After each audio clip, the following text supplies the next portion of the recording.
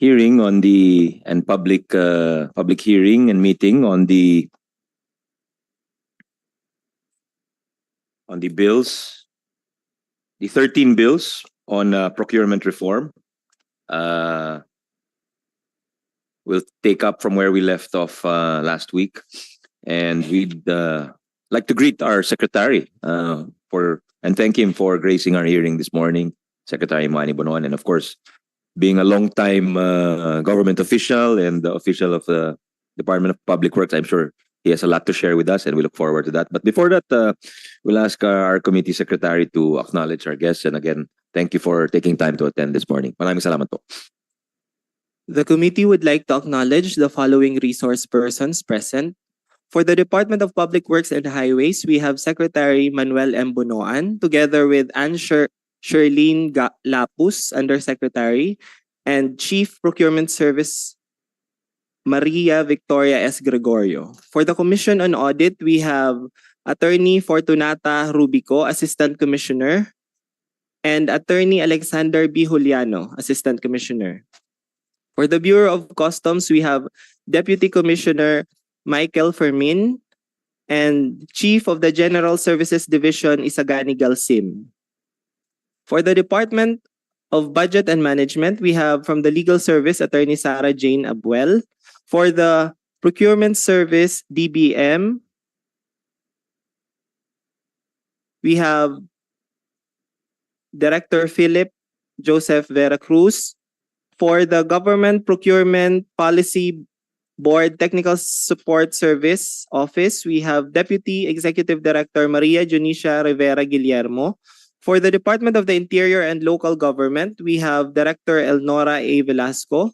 For the Department of Transportation, we have Division Chief Eugene Cecilio. For the Department of Information and Communications Technology, we have Assistant Secretary for Planning and Procurement, Gerald James B. Reyes. For the Department of Trade and Industry, we have OIC Division Chief Mary Ann Yulas.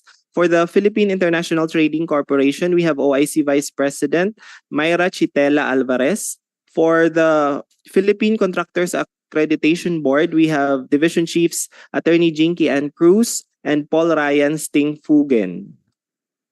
For the Philippine Constructors Association, we have Chief of Staff Salvio Valenzuela. For the United Architects of the Philippines, we have Executive Director Mary Christine Segovia.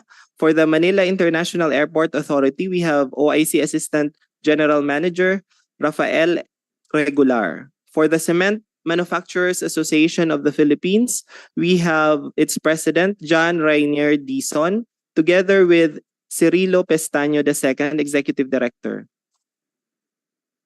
For Google Philippines, we have Head for Government Affairs and Public Policy, Attorney Yves Gonzales. For the League of Cities of the Philippines, we have Policy and Legislation Unit Lead, Megali Monterde. For Quezon City LGU, we have Head of the Procurement Department, Attorney Dominic Garcia. For the accounting firms, private sector, we have Procurement Lawyer, Attorney Mylene Villanueva of Phil Pharma Wealth Incorporated. That's all, Mr. Chair. Thank you very much, Comsec Dave. Just to give our guests time to prepare, in the order of asking for your positions, we'll start with the national government agencies. So DILG, DPWH, DILG, COA, DOTR, DICT, DTI, PITC. Then we'll go to the infrastructure sector.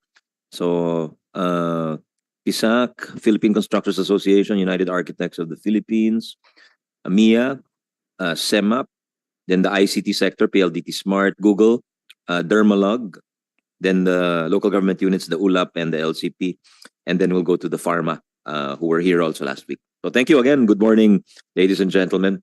We'll turn it over to our experts, our resource persons, starting with the DPWH. We have no less than Secretary Manny Bonoan with USEC and Charlene Lapus and Director Victoria Gregorio. Once again, thank you, Secretary. Please, we welcome your feedback and comments, sir. Thank you, Your Honor, and then thank you very much for the opportunity given us in the department.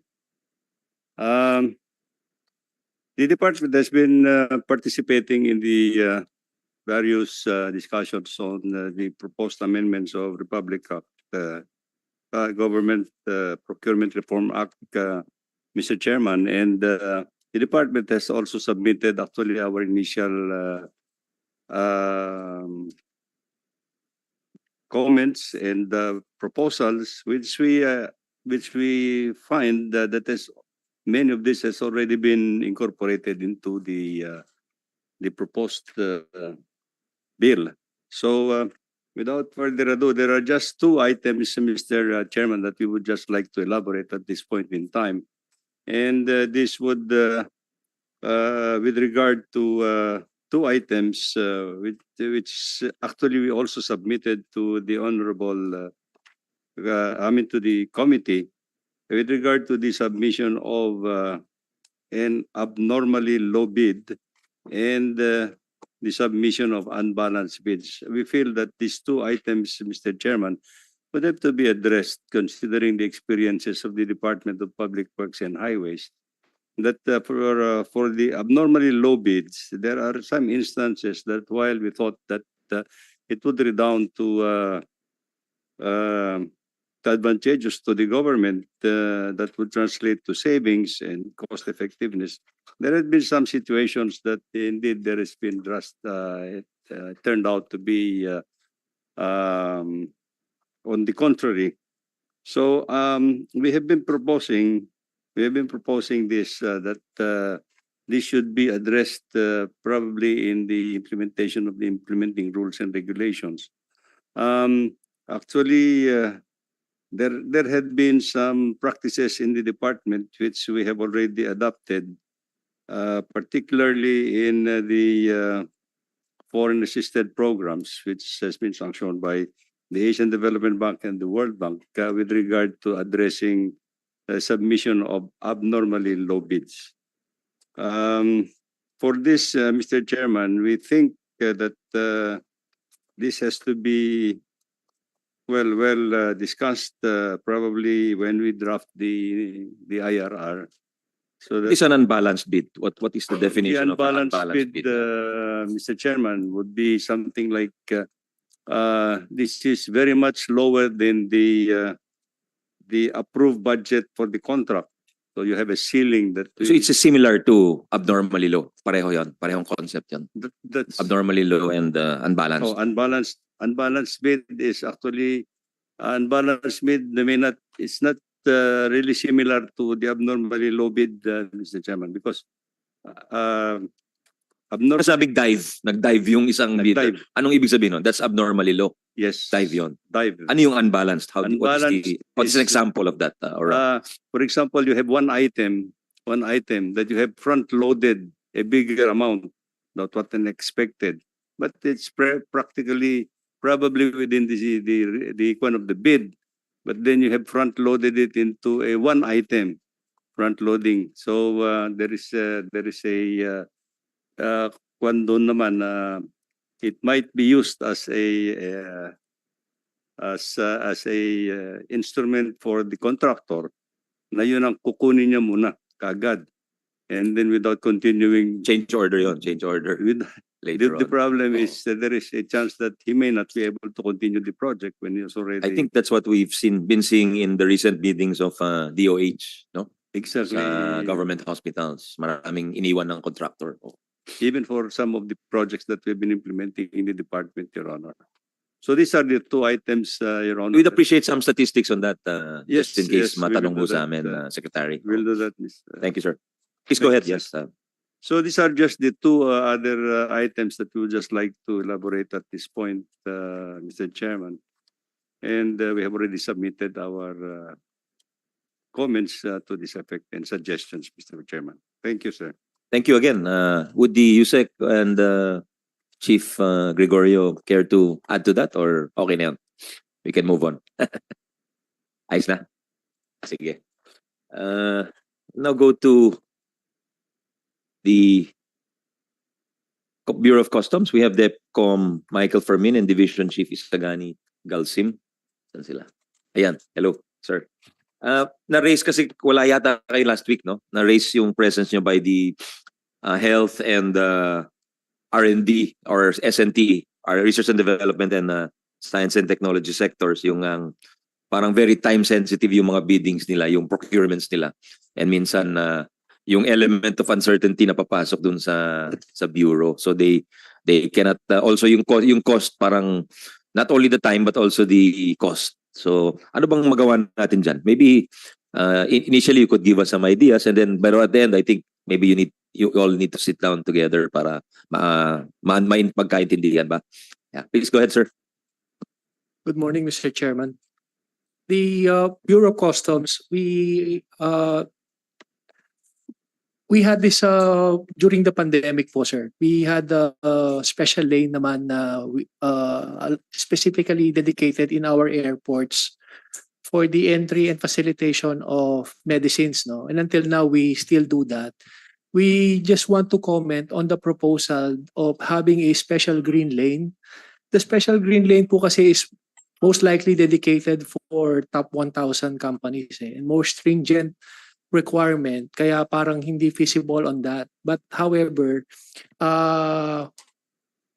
during the Bayanihan Hilas 1 Act, we were able to facilitate ng mabilis po yung paglalabas ng mga goods, no? And until now, we follow that particular process of dedicating a special lane, not necessarily a green lane, but a special lane for medicines and the likes.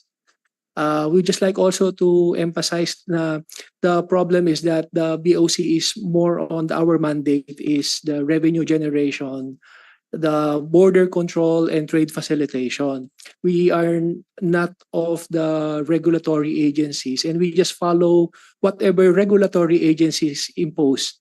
So if in cases po that maybe the committee would look into relaxing some particular areas on that, then the BOC will also relax the implementation of the same. Thank you, Your Honor. Salamat. Again, we'll request na sana they can address their specific concerns regarding the costing kasi malamang madetalye yon. Thank you, Deputy Commissioner. We'd like to acknowledge the presence of also some more heads of agencies, no less than our Commission on Audit Chair, Gamaliel Cordoba. Chair, good morning. Thank you for being here with us. And of course, we acknowledge the presence and immense help of our directors from DBM, GPPB, Director Luis, and PSDBM, Director Santiago, who parang kailangan na ng opisina nila dito dahil panay TWG namin sa kanila. And hands-on po sila. So saludo po kami sa inyo. Thank you. This bill could not have been put together without your indispensable help. Thank you. So now we'll go to on the side of BOC, any other comments dun sa ano? So siguro tingnan natin yung best practices nga dun sa bayanihan and other measures, and I forget what are the excise taxes and etc. there. But so yun siguro titingnan natin. We need to look at that the revenue and the fiscal side para makita baka may friction costs dun eh. Now we'll ask COA, ask Chair Cordoba. Yung sinasabi nga nila minsan parang ano nga ba yung sinabi sa COA? Do you remember the COA raised issues? I think one of the issues, Chair, was the disposition of old goods, the disposal. Yung mga hospitals daw, parang hindi sila makabili ng bago kung hindi nila naayos yung pag-dispose ng lumang equipment. Pero kadalasan, may parang end life pa yon, may end life use pa. So sabi namin, why don't we just give it to another hospital or a smaller hospital or something? So may best practice ba tayong magiging beneficial sa atin dyan, Chair? Good morning to the chairperson Morning, of the Committee on Finance. Actually, Your Honor, we already have we issued lately a joint memorandum circular with the Department of Budget and Management. We can on the disposal of properties po na pwede po pong gamitin or wala na pong hindi na po pwedeng gamitin, but marami po kasi doon ways of doing it, like trade-in. We also are able to donate it to other offices or other agencies that can still have use for it. And ano po, ang isa pa pong ginagawa is it can be donated to schools like TESDA, yung pong mga schools under TESDA that can use it for their ano po technical skills po, like for example yun pong yun pong repairs and maintenance po, they can use it as their models or their samples. So we can submit that, Your Honors. Your Honors, a copy will be submitted to the committee para po you can take a look at it. I will also submit a summary po, Your Honors. Salamat po. Thanks a lot, Chairman. Another issue is we would like to consult with you is Yes. itong new concept na ito yung sinasabi rin ni Presidente na pagka lowest bid, Yes. medyo mababa minsan. Not always, but sometimes the quality suffers. That's why we're introducing this concept of the most economic or yung most economically advantageous responsive bid as an alternative. So, ano po yung nakikita niyong possible? Siguro we want to inject safeguards naman para hindi Yes. naman mag-swing masyado yung pendulum towards that ito walang discretion eh. Dito naman baka sumobra yung discretion. Yes. Actually, Your Honors, we welcome this provision on the lowest calculated bid to the most economically advantageous responsive bid. This is timely because sometimes po may mga nagda-dive, as you have mentioned earlier, just to get the contract, but yun pong kanilang product or infrastructure is inferior compared to those who are more responsive and efficient. So we're willing to dissect that, Your Honor, and give our inputs po in detail on that item po sa technical working group, Your Honor. Thank you very much. There's a suggestion from the UP Procurement Office that COA issue guidelines providing flexibility in the use of personal credit cards, debit cards in the purchase of goods and equipment for government use, since COA only allows office-issued purchase cards. Is this an issue bureaucracy-wide? O sa UP lang? Actually, Your Honor, we already issued a memo circular on that item. We will also submit it to the committee for consideration or to incorporate it if possible to our Senate bill, Your Honors. What is the policy on the credit limit, for example? May policy ba tayo dyan sa commission? Baka nangyari is na max out na yung office card eh. Wala na siyang pambili. I don't know. I just read one. I don't know the details of this, Chairman. Your Honors, ASCOM Rubic. Yes, ma'am. Go ahead. Good morning. morning, Ascom. Yes. Your Honor, Morning po. and the body. COA circular was issued in 2021 using the credit card as mode of payment. There is no amount limitation in the circular, but that could be subject to the limitation of the credit limit of the card of the agency. We'll provide a copy po, sir. Tapos siguro to wrap up na lang, Chair, kasi marami daw minsan na yung mga bagong back, what are the most common procurement mistakes and how to remedy? Maybe we'll also address that to GPPB and PSDBM. Thank you very much to the COA family. And Thank you very much, Chair Liel. Salamat po. Next is the DTI Procurement Division Chief, Mary Ann Yulas. Good morning po.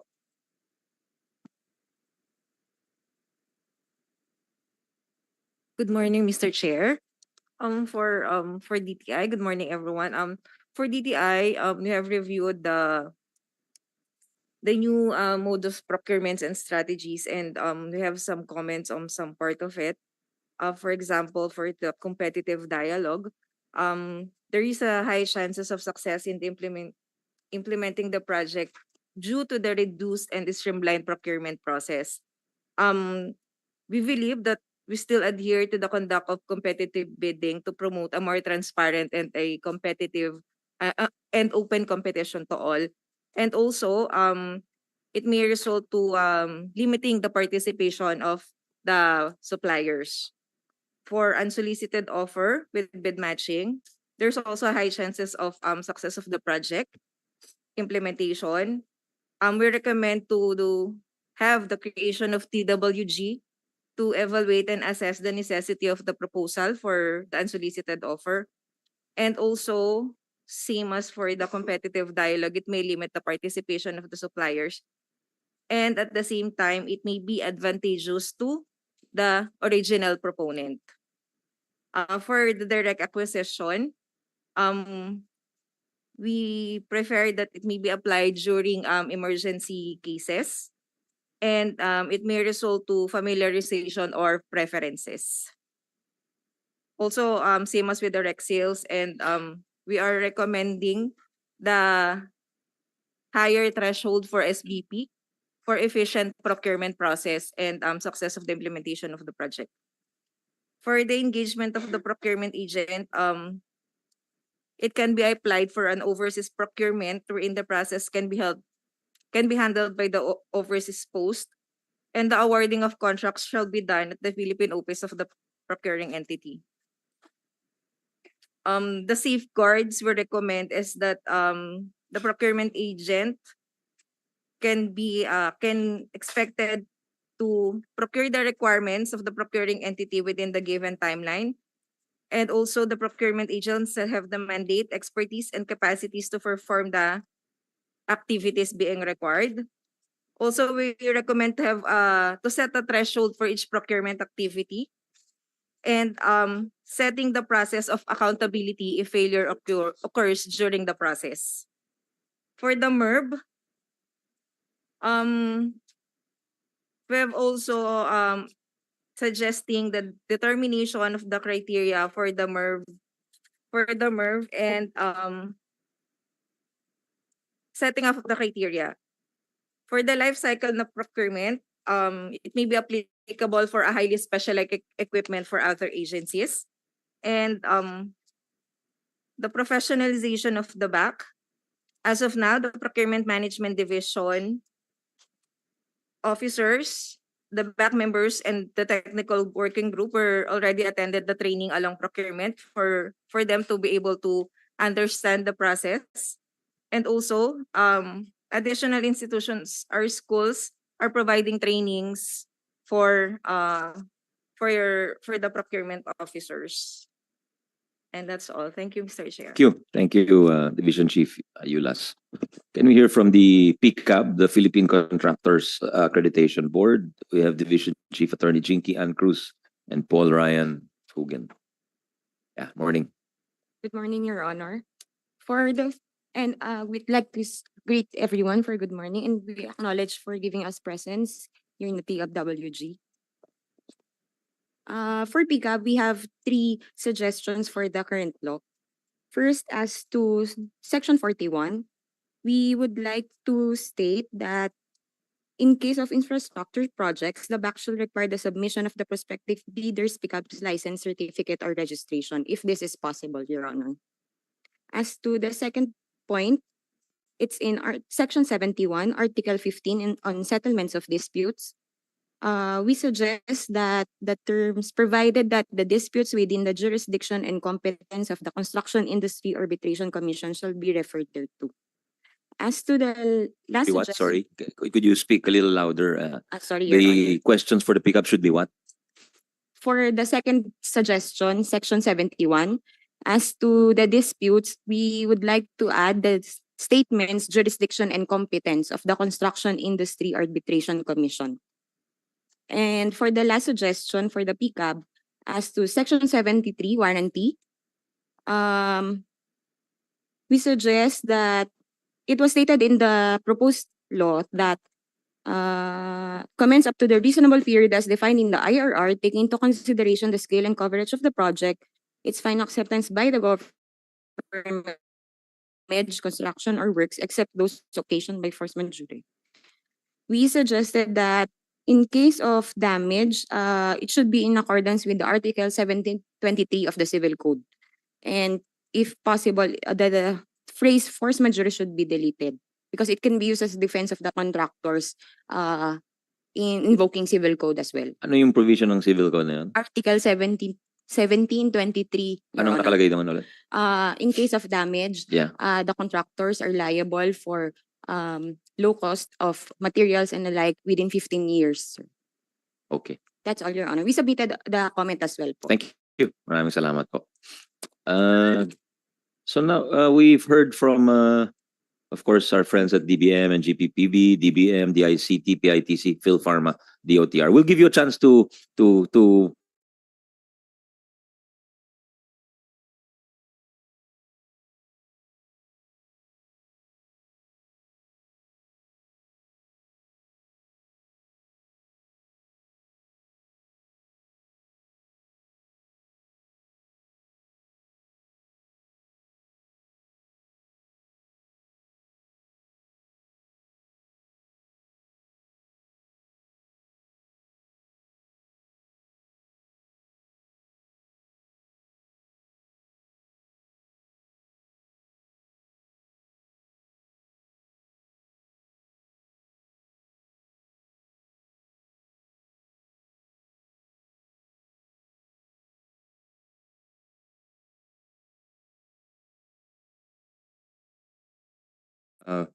which could either be beefed up or further clarified, but definitely we support. The first one, Mr. Chair, is Section 15 in this GPRA, which is sustainability practices, sustainability green procurement. No? It's something that we hold close, dear to our hearts. No? We know sustainability is something not to be ignored and is a responsibility of everyone. No?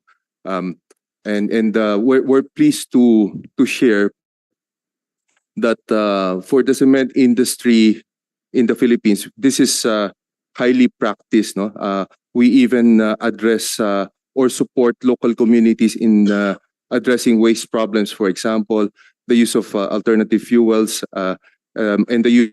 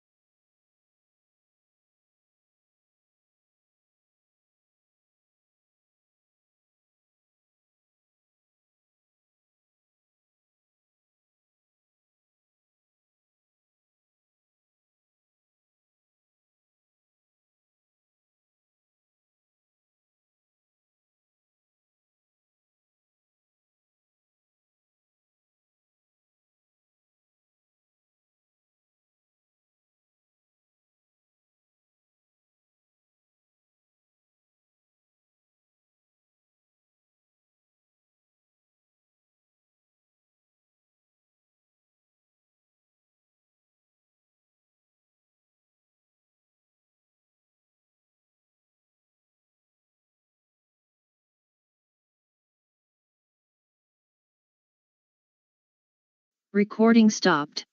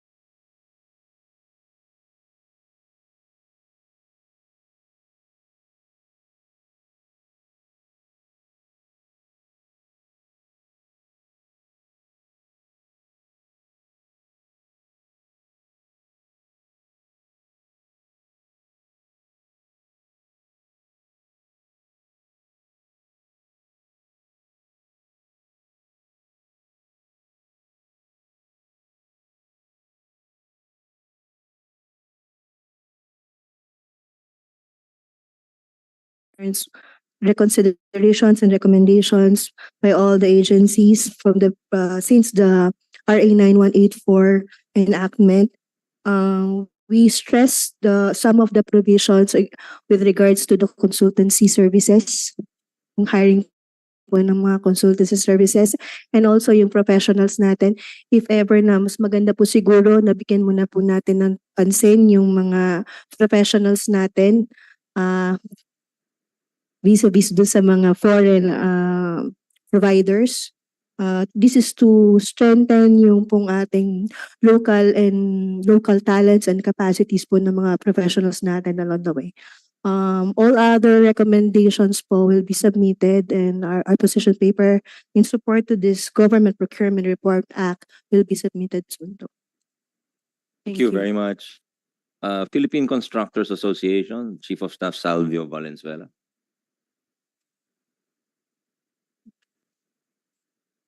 Morning. Good morning, Your Honor. Good morning, everyone. I would like to express that we are fully supportive of the reforms that enhance the efficiency, transparency, and integrity of the government procurement process. But however, Your Honor, we would like to reconvene with our members and get their position, as we have actually organized a meeting in the next week, early next week, so that we can generate all the inputs of our majority of our members. So we would like to request for an extension for the submission of position paper, Your Honor, for PCA. Yes, certainly. But just for your knowledge, we'll be finalizing the committee report by middle of next week and hopefully sponsoring it on the Senate. Middle of next week. Yeah. Pero kung hindi talaga kaya, you just give us to us, then we'll hopefully in the amendments phase may pasok namin yung kung meron mang kailangan ipasok. Thank you. Thank you, Your Honor. Manila International Airport Authority, OIC Assistant General Manager, Rafael Regular. Morning po. Good morning, Your Honor. For MIAA, we fully support the initiative in revising the Republic Act 9184. As of the moment, they don't have any comments yet. But nevertheless, we will submit position paper as soon as we have the comments, suggestions, or recommendations. Thank you, Your Honor. Thank you, GM, Assistant GM. Now we have from the ICT sector, we have Google Philippines Head for Government Affairs and Public Policy, Attorney Yves Gonzales. Morning, sir. Good morning, Mr. Chair. Good morning. Thank you for this opportunity. Google is thankful that digitalization is a key thrust of this administration. For the past several years, we have been engaged with the ICT, the DBM, in order to recommend policies that enable the government to fully unlock the benefits of digitalization and reduce inefficiencies. Now, with the rise of artificial intelligence adoption, we continue to work to enable the Philippines to truly capture the opportunities that AI presents in a responsible way.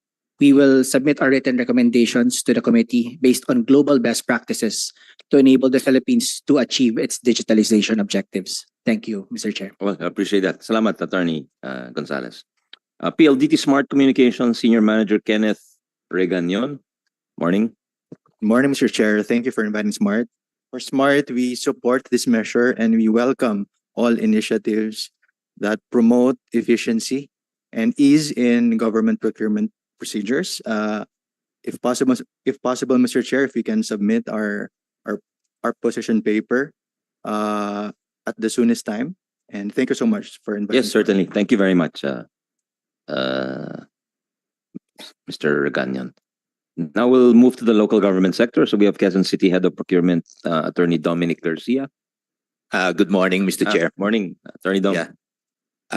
First of all, we would like to thank the committee for inviting us. And just for the record, the Quezon City government is very much supportive of this particular initiative bill amending the. We are having challenges in terms of utilization, having as you know, a bit large budget for utilization. First, we welcome the... Magandang problema yan. Gusto ng ibang agencies yung problema. we are also in support of your, Mr. Chairman, your position in the most economical, advantageous provision. We would like to suggest a particular quality price ratio, a higher and a lower limit, no, so to speak. And I hope with the help of the Commission on Audit, we can come up with a very flexible but effective way of controlling the diving of the bids, because this is a perennial problem with the most of the local government units. Second point, Your Honor, we'd like to suggest an amount threshold in the two modalities introduced here, the passerby and the direct acquisition. Maybe with the direct acquisition limit of 100,000, may we suggest for other local government units like us, may we request a higher threshold, because in the concept of the small value procurement, there is a difference between highly urbanized cities and other classified cities. Thirdly, and lastly, would like to propose also or suggest to the committee to take a look and the institutionalizing of the back secretariat, so to speak, with respect to local government units. Usually these are in ad hoc functions, and we welcome this particular provision. Just for the record, iyayabang ko lang po, Mr. Chair, the LGU of Quezon City has been, we have a regular procurement department since 2004. So, it's very much effective not having a regular back secretariat function in a regular department. We will be also requesting to submit a more comprehensive position paper within the week. Yeah. That's all. Thank you very much, Attorney Garcia. Appreciate the sharing. League of Cities of the Philippines Policy and Legislation Unit Lead Magali Monterde. Good morning, Mr. Chair. Morning po. Hi, sir. Thank you for the opportunity. On behalf of the League of Cities, we all heard the best practice of Quezon City. Quezon City is the executive vice president of the league. However, as a secretariat, I also have, while we generally support the amendments to the procurement bills, we also want to raise some clarifications, especially in understanding that not all cities are created equal. Hence, their income capacity also affects their ability to do a efficient and seamless procurement processes. With that, Mr. Chair, let me just raise a few points. With regarding the Senate Bill number 1023, removing the LGU from the application of the Government Procurement Act. In that note, we cannot give a general sentiment on that because the body is divided. Some are in favor, some are not in favor. But overall, the general sentiment is for the sustainable procurement to go hand in hand with the discussion earlier on responsible bidding processes.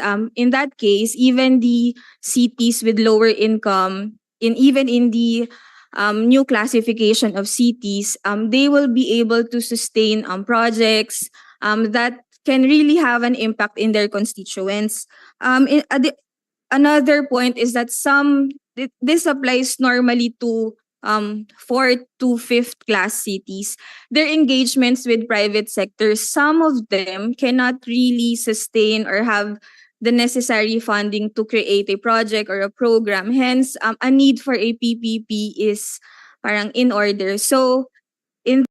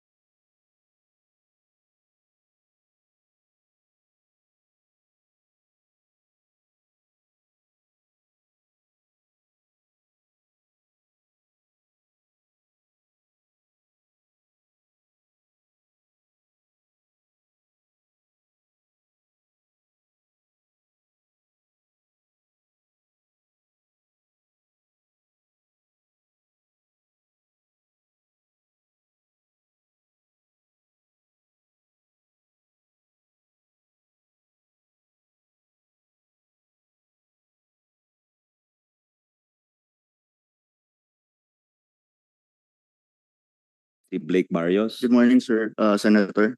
Morning po. Yes, sir. On behalf of the Union of Local Authorities of the Philippines, we welcome this initiative to reform the Government Procurement Reform Act.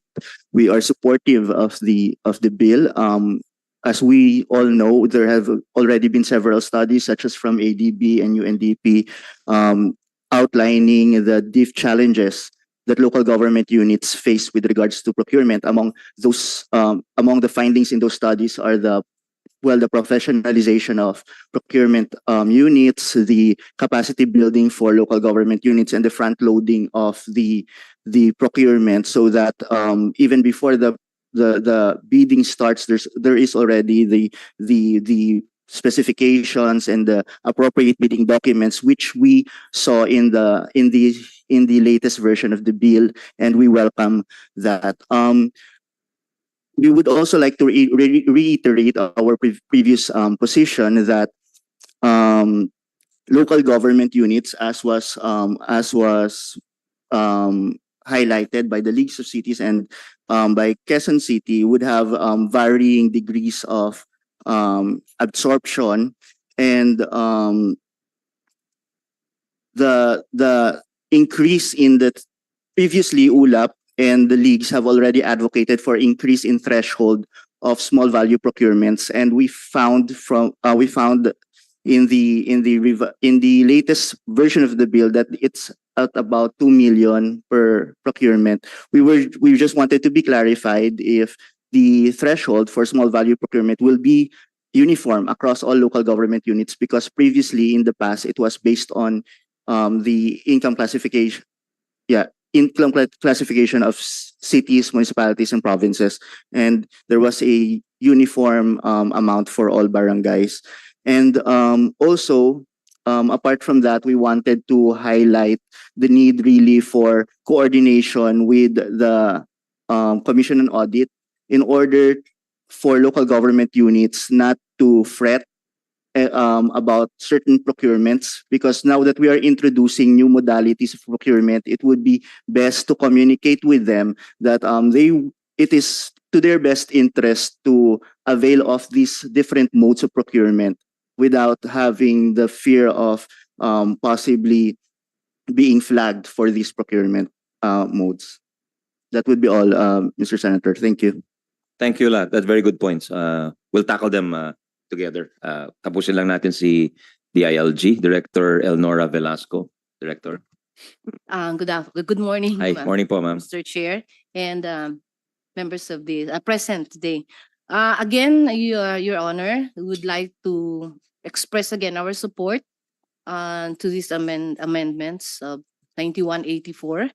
And as I've said, the last hearing, we have submitted our position papers, and we'll be submitting within the day or tomorrow the answers to the guide questions. Basically, we don't have any major issues on the amendments.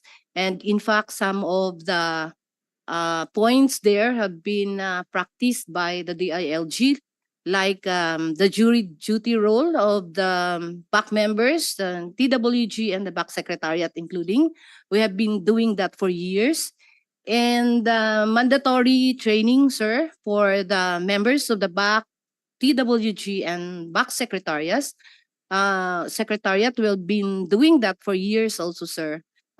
In fact, strictly in accordance with the present. All LGUs have kailangan dumaan doon sa training na yun?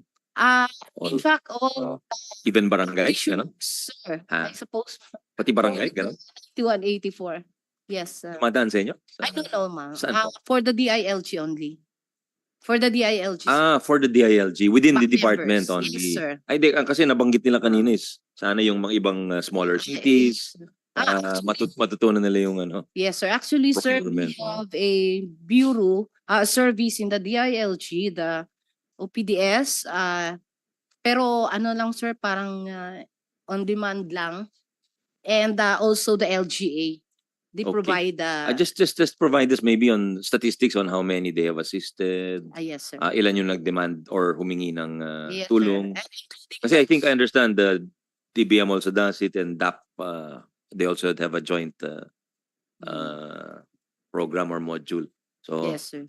tingnan natin ano yung available and of course the dissemination of information. We'll provide, sir. Ah. And meron lang po kaming dalawang concern, parang shout out lang sa dalawang items, sir. On the mandatory conduct of market scoping and the strategic procurement planning, we would like to recommend, sir, we failed to mention that last time, that kung pwede po, there should be a provision in the law stating talaga po who will be responsible for the conduct of market scoping and also the mandatory training of those involved. For us, I think it is the end user that should be doing this, but based on experience, they will be complaining to us as if it is the back mismo po ang maghahanda para sa kanila. And we agree that it should be done during the preliminaries, sa planning stage pa lang, even before during the preparation of budget proposals. So we support the provision on that, sir. So that would be all. Yeah, good point Ron. also Thank you. yung sa accountability. Thank you, Director Velasco. Private sector accounting firms, Philippine Pharma Wealth Incorporated, Attorney Maylene Villanueva. Good morning, Mr. Yeah, Chair. morning. Good morning, everyone. At the outset, we would like to thank the Senate Committee on Finance for giving us this opportunity to be involved in this process. Coming from the private sector, we offer different perspective on public procurement practices and welcome the effort to make the GPRA more dynamic and responsive to the changing needs of procuring entities. It is unfortunate, however, that 20 years after one of the best laws in the country was enacted, there's still a lot of misconceptions about its mechanisms, despite the impression that the GPRA paved the way for the procurement of low-quality products for the most part because of the failure of some to know the distinction between the lowest calculated bid versus the lowest calculated responsive bid. It achieved its purpose to deter corruption and public procurement and level the playing field among suppliers. Nonetheless, we support the move to make it more agile, and hence we share some of our inputs in the proposed amended procurement law. So in framework agreements, I think it should be taken into consideration that some subject goods actually have shelf life. So and for example, medicines. And the DOH manual would require would impose shelf life requirements. So I think it should be taken into consideration later on that in case of framework agreements, the shelf life requirement for goods should be relaxed, considering that being an option contract on the part of the procuring entities, suppliers run the risk of being left with expired goods. As suppliers carry the burden of storage for goods that cannot be stocked by procuring entities, it should be relieved from the responsibility of reserving long shelf life items for the government without the certainty of being purchased. For the negotiated procurement for specialized products such as vaccines from international organizations where the number of suppliers is limited, it could discourage actually local suppliers from actually bringing them in the local market, considering the costs of registration. So the word limited in this context must be clearly defined. Some exceptions to the reference to the brand names in Section 18 are based on the principle that the accessory follows the principal. But what is the safeguard to prevent procuring entities to acquire equipment that is locked into a certain brand of consumables? An exception should be made to commonly used supplies for the procurement of equipment or similar item that would limit its acquisition of consumables to certain brands for many years. A procurement of a machine with a closed system must be justified and based on necessity. The fit for purpose of procurement approach should be included in the definition of terms for the BAC to heighten their level of awareness about the other procurement modes. With respect to remedies of suppliers, the new GPRA should include an amendment to the effect the decision of the BAC must be supported by factual and legal basis. Hence, the non-refundable nature of protest fees should admit of exceptions. While we understand that the purpose of the non-refundable nature of protest fees is to discourage baseless suits, the suppliers do not have any protection against baseless decisions. It is not uncommon for the BAC to deny a supplier's plea without basis, even when the law is clear, and in all these times, the supplier has to suffer paying the protest fee to seek relief from the hope. Hence, we appeal for an exception to the non-refundability of the protest fee, such as the failure of the BAC to state the factual or legal basis for the denial or granting of a request for reconsideration. A mechanism also for administrative appeal to an entity other than the procuring entity to suppliers would be more equitable and lessen the cost of doing business with the government.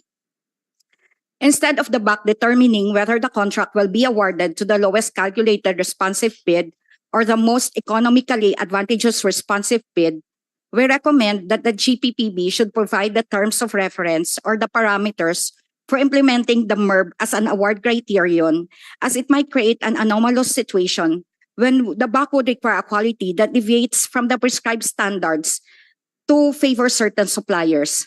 There should also be guidelines and prescribing quality-price ratio. It is best to require in the GPRA the use of the lowest calculated responsive bid criterion for standardized goods or commodities to limit the discretion of the BAC. MERB should not be made to apply to products that pass through registration requirements of government agencies and regulatory bodies because it means compliance with product standard has already been passed upon by the governing authority. Finally, care should be taken to ensure that the spirit of competition remains vigorous under the proposed law, as it is still the best way to secure the most advantageous contract to the government. We also manifest our willingness to work with the technical working group. That's all, Mr. Chair. Thank you. A lot of good suggestions there, no? Sa'yo clear ba yung difference ang conceptually nung lowest calculated responsive bid and the MERB? Nagma-merge ba yun at any point? Or clear na magkahiwalay sila? Mr. Chair, I think they're really different. Different, because we have actually experienced, for some of my clients, we have experienced that for drugs and medicines, certain procuring entities would require a certain test result when in fact the USP monograph or the US Pharmacopeia also provides a different standard. So in that way, it can actually be abused. So we have sued some BAC members over that. But you're in favor of the MERB? Or you Yes, think it's subject to abuse? definitely, Definitely. Mr. Chair. Okay. All right. Thank you. RG Manabat and Company, KPMG, Lead Consultant Attorney Jesse Joshua Hilario. Morning.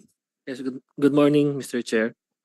First of all, we would like to thank the committee for inviting our firm to give our insights on this proposed amendment. So our firm is primarily an audit firm but has a growing technology consulting practice. Hence, our comments will focus on the ICT sector. So as a proposal, we'd like to propose to institutionalize the ICT's involvement in all ICT procurements across all government agencies to standardize the approach.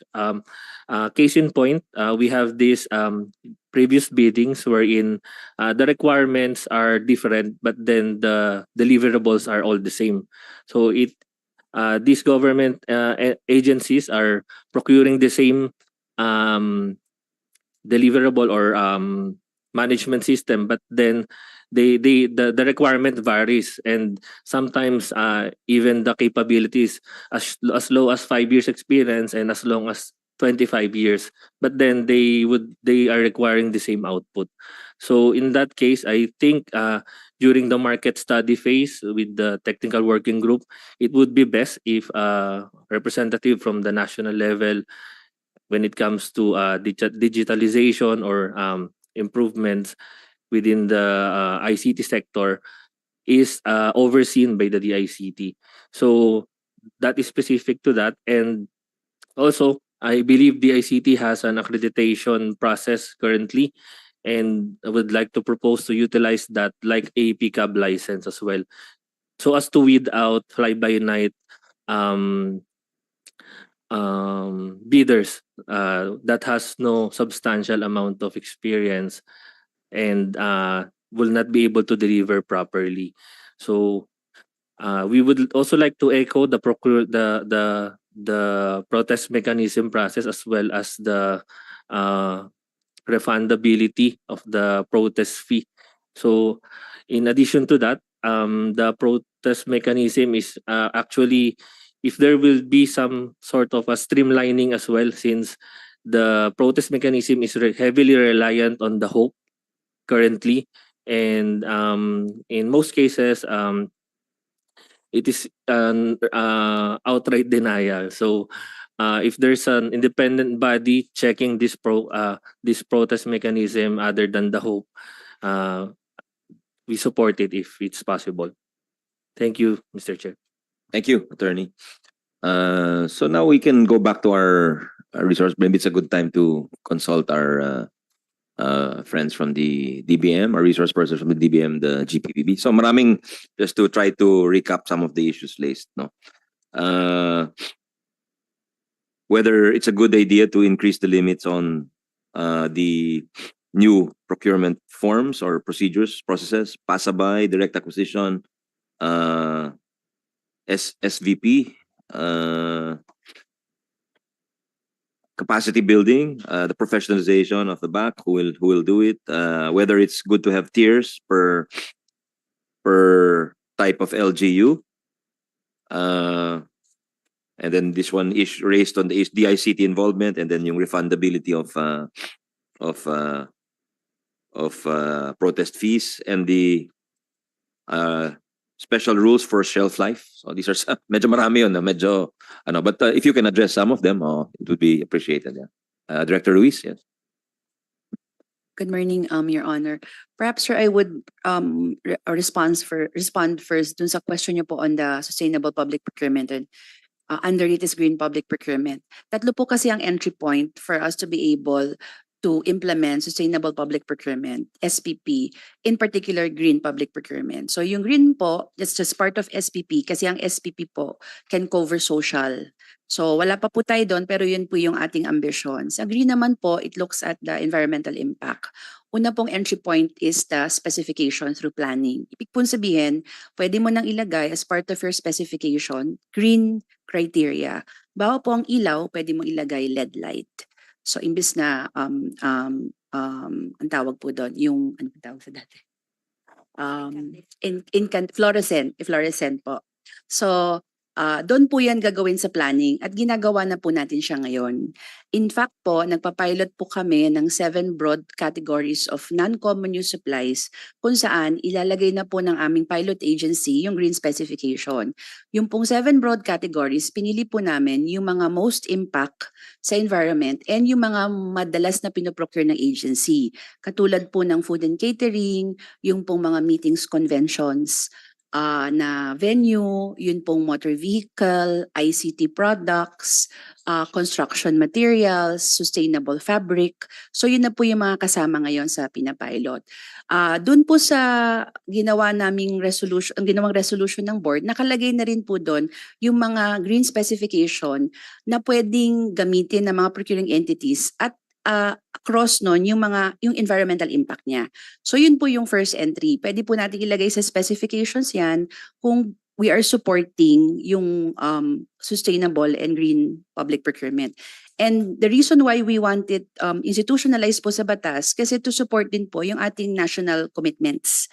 Okay, yung pong ating national framework on climate change. So para po whole of government approach. The second entry point po is the criteria. Doon po selection criteria. Doon po papasok si MERB. Ibig pong sabihin, meron ng green specification si procuring entity, pero as part ng quality niya, gusto niya yung mas mababang carbon emission. So among all green products, pwedeng kukunin niya, mas marirate niya ng mas mataas, yung mas malaki ang environmental impact. So pwede pong gawin yung criteria po ng ating procuring entity under the entry point of selection. The final entry point is on the monitoring aspect. Ibig sabihin, right now, maaari lang po kasi nating makita magkano ba yung pinoprocure natin with green specs na may green as part of the qualitative selection criteria, pero hindi po kasi natin nakukompute yung kanyang environmental impact. Ibig sabihin, gaano kalaking carbon emission ba ang hindi na contribute by shifting to green. So yun po yung gagawin natin under the monitoring aspect. So doon po nakita na po natin yung full circle ng pag-i-implement ng green public procurement from planning, selection as well as monitoring. So yun po yun. Doon naman It's easy for a bulb, no? For lights. Pero kasi may criterion. Pero like fabric, what is a green fabric? meron po kasi tayong batas that requires a minimum po na organic. So doon po sa sustainable fabric, ang tinignan po namin, yung pong What law is component that? niya. What law? Sustainable, sorry sir, Okay, hanapin okay. ko. Just submit na lang. doon Hindi ko po rin sa kabisado. batas na yon, kailangan po 5% natural fiber. Bakit po natural fiber? Kasi po pag natural fiber, mas less po yung mga application na ginagawa sa kanya sa manufacturing, less yung effect niya sa environment. Ibig sabihin, hindi siya na-process with so many chemicals, kaya less yung impact po niya sa environment. So yun po yung example po nun. Yun naman pong halimbawa sa events. Kasi a lot of people think green, kailangan green building. Hindi naman po kailangan ganun ka-sophisticated eh. Kaya po namin sinasabi na green specification is a planning. Kasi even yung pagde-design mo ng project, halimbawa, magkakaroon kayo ng convention. Dapat yung pipiliin mong lugar, hindi siya prone to disaster. That's actually part of green design. Okay, so wag ka nang mag-identify ng location nasa taas ng hilltop or na maaring magkaroon pa ng aberya later on. Maaari din pong tignan, meron ba silang rainwater catcher? Madali lang po kasing implement yan sa mga buildings. Marami-rami na rin po yan ngayon. Sa food and catering, gumagamit po ba siya ng single-use bottled water? Or meron siyang mga dispenser dun sa lugar niya na nagagamit. So yun po mga bagay na yun po yung nilalagay namin at tinuturo din namin sa mga procuring entities para maintindihan nila how do you implement green in public procurement. So yun po.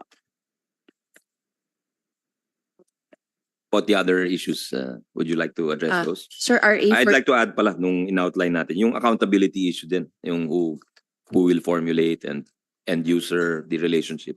Yung pong sa Textile RA 4086, yun pong accountability, kaya po namin nilagay yung professionalization. Right now po kasi, isa sa mga tumutulong sa back, bukod sa secretariat, yung TWG.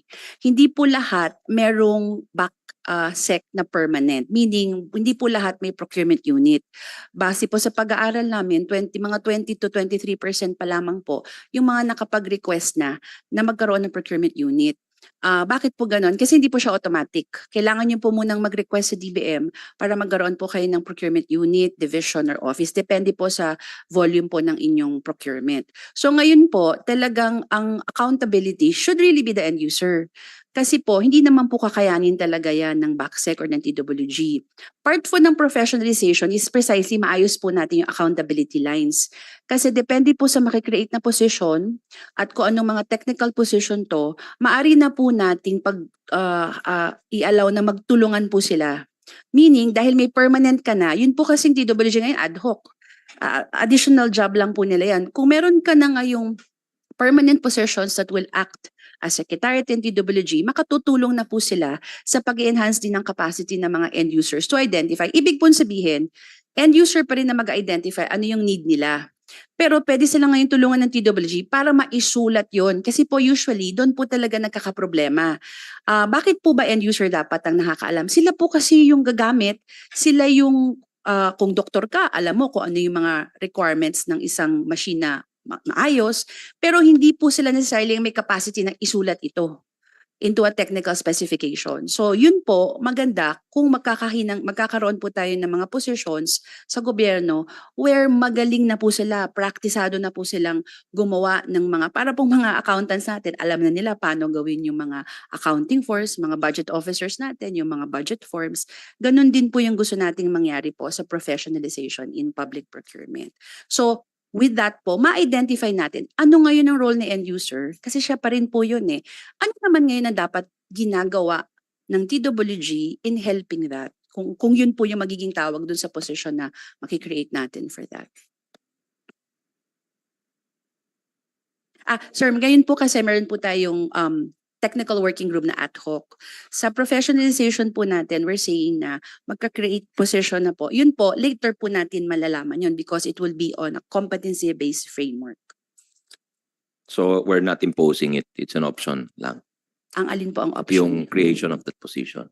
Ngayon po sir, we want to create the procurement positions based on a competency framework in the bill. Kasi po, ang existing natin, ad hoc lang, add-on job lang po siya yung mga members ng TWG and some secretariat. Is that realistic for LGUs? Especially yung smaller fifth class municipalities. Kaya nga po sir, barangays also.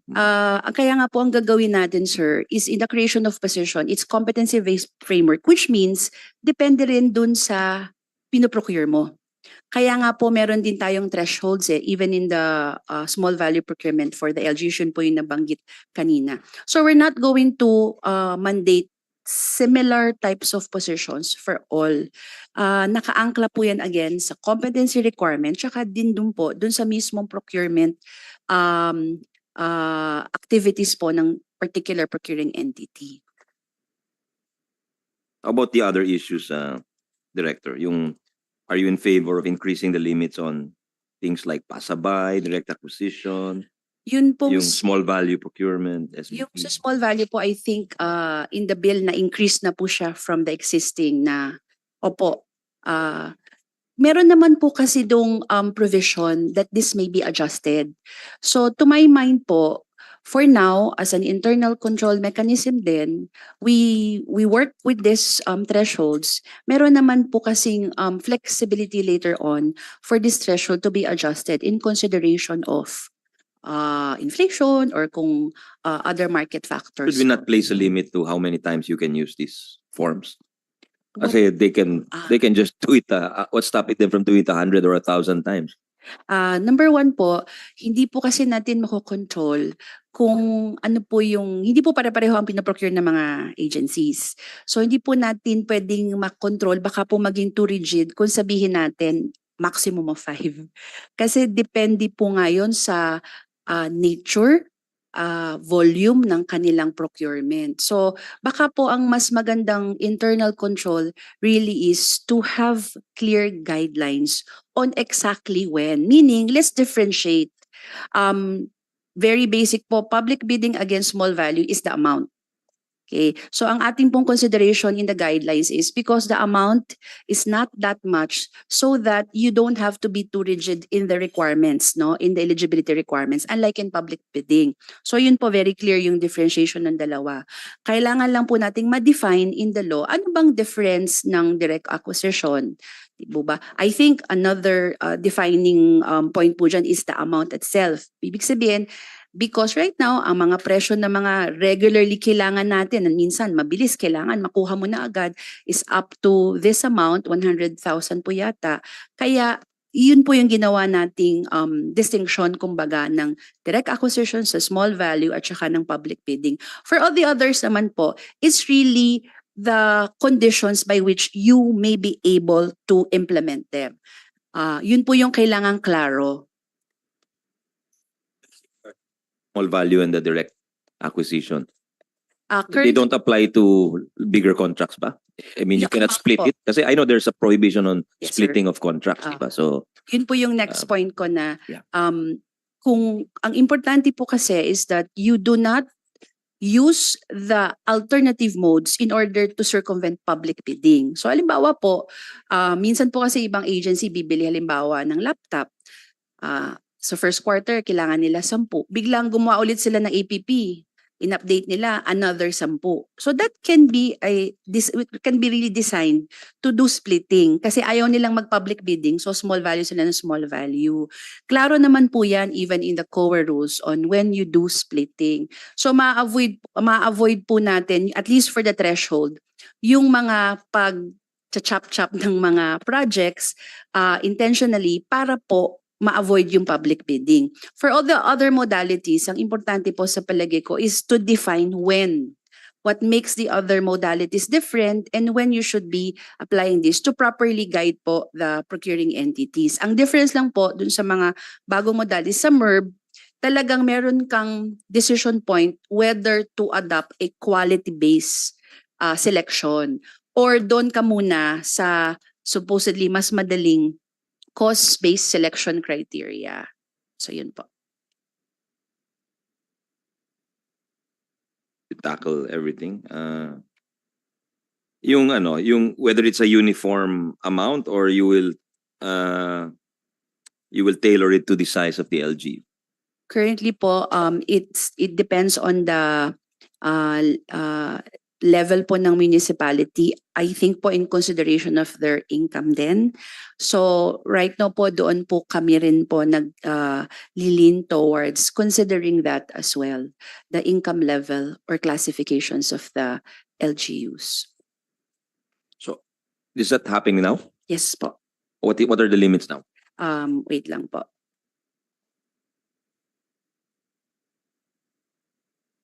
Well, waiting po if I will be allowed, sir, to just mention about the professionalization. Of course. The capacity building.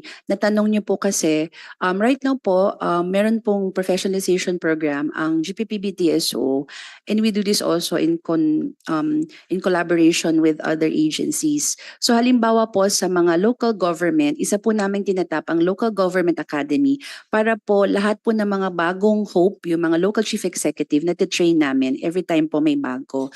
That's number 1. Number 2 po, ang GPPB TSO po have partnered with at least 13 SUC po all over the country.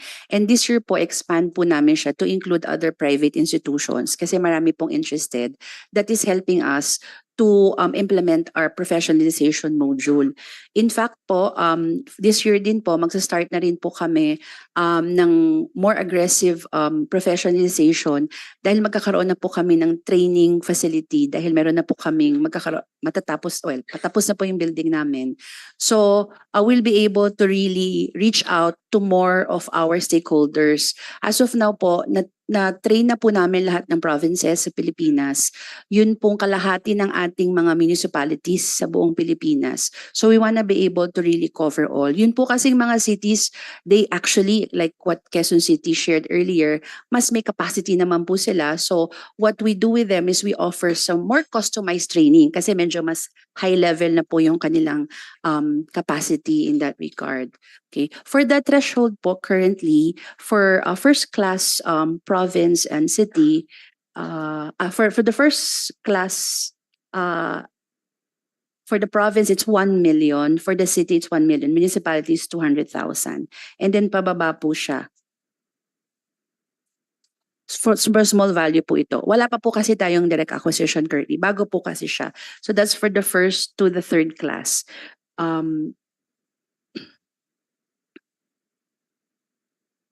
And then for the third class, province is 1 million, city is 800,000, municipality 200 pa rin po. For the fourth class, 800,000 ng province, 600,000 ng city, 100,000 ng municipality. Fifth class, 600,000 ng province, 400,000 ng city, and then 100,000 ng municipality. And then sixth class, 400,000 ng province, 200 ang city, and 100 po ang municipality. Ang barangay po, it's 50,000 pesos.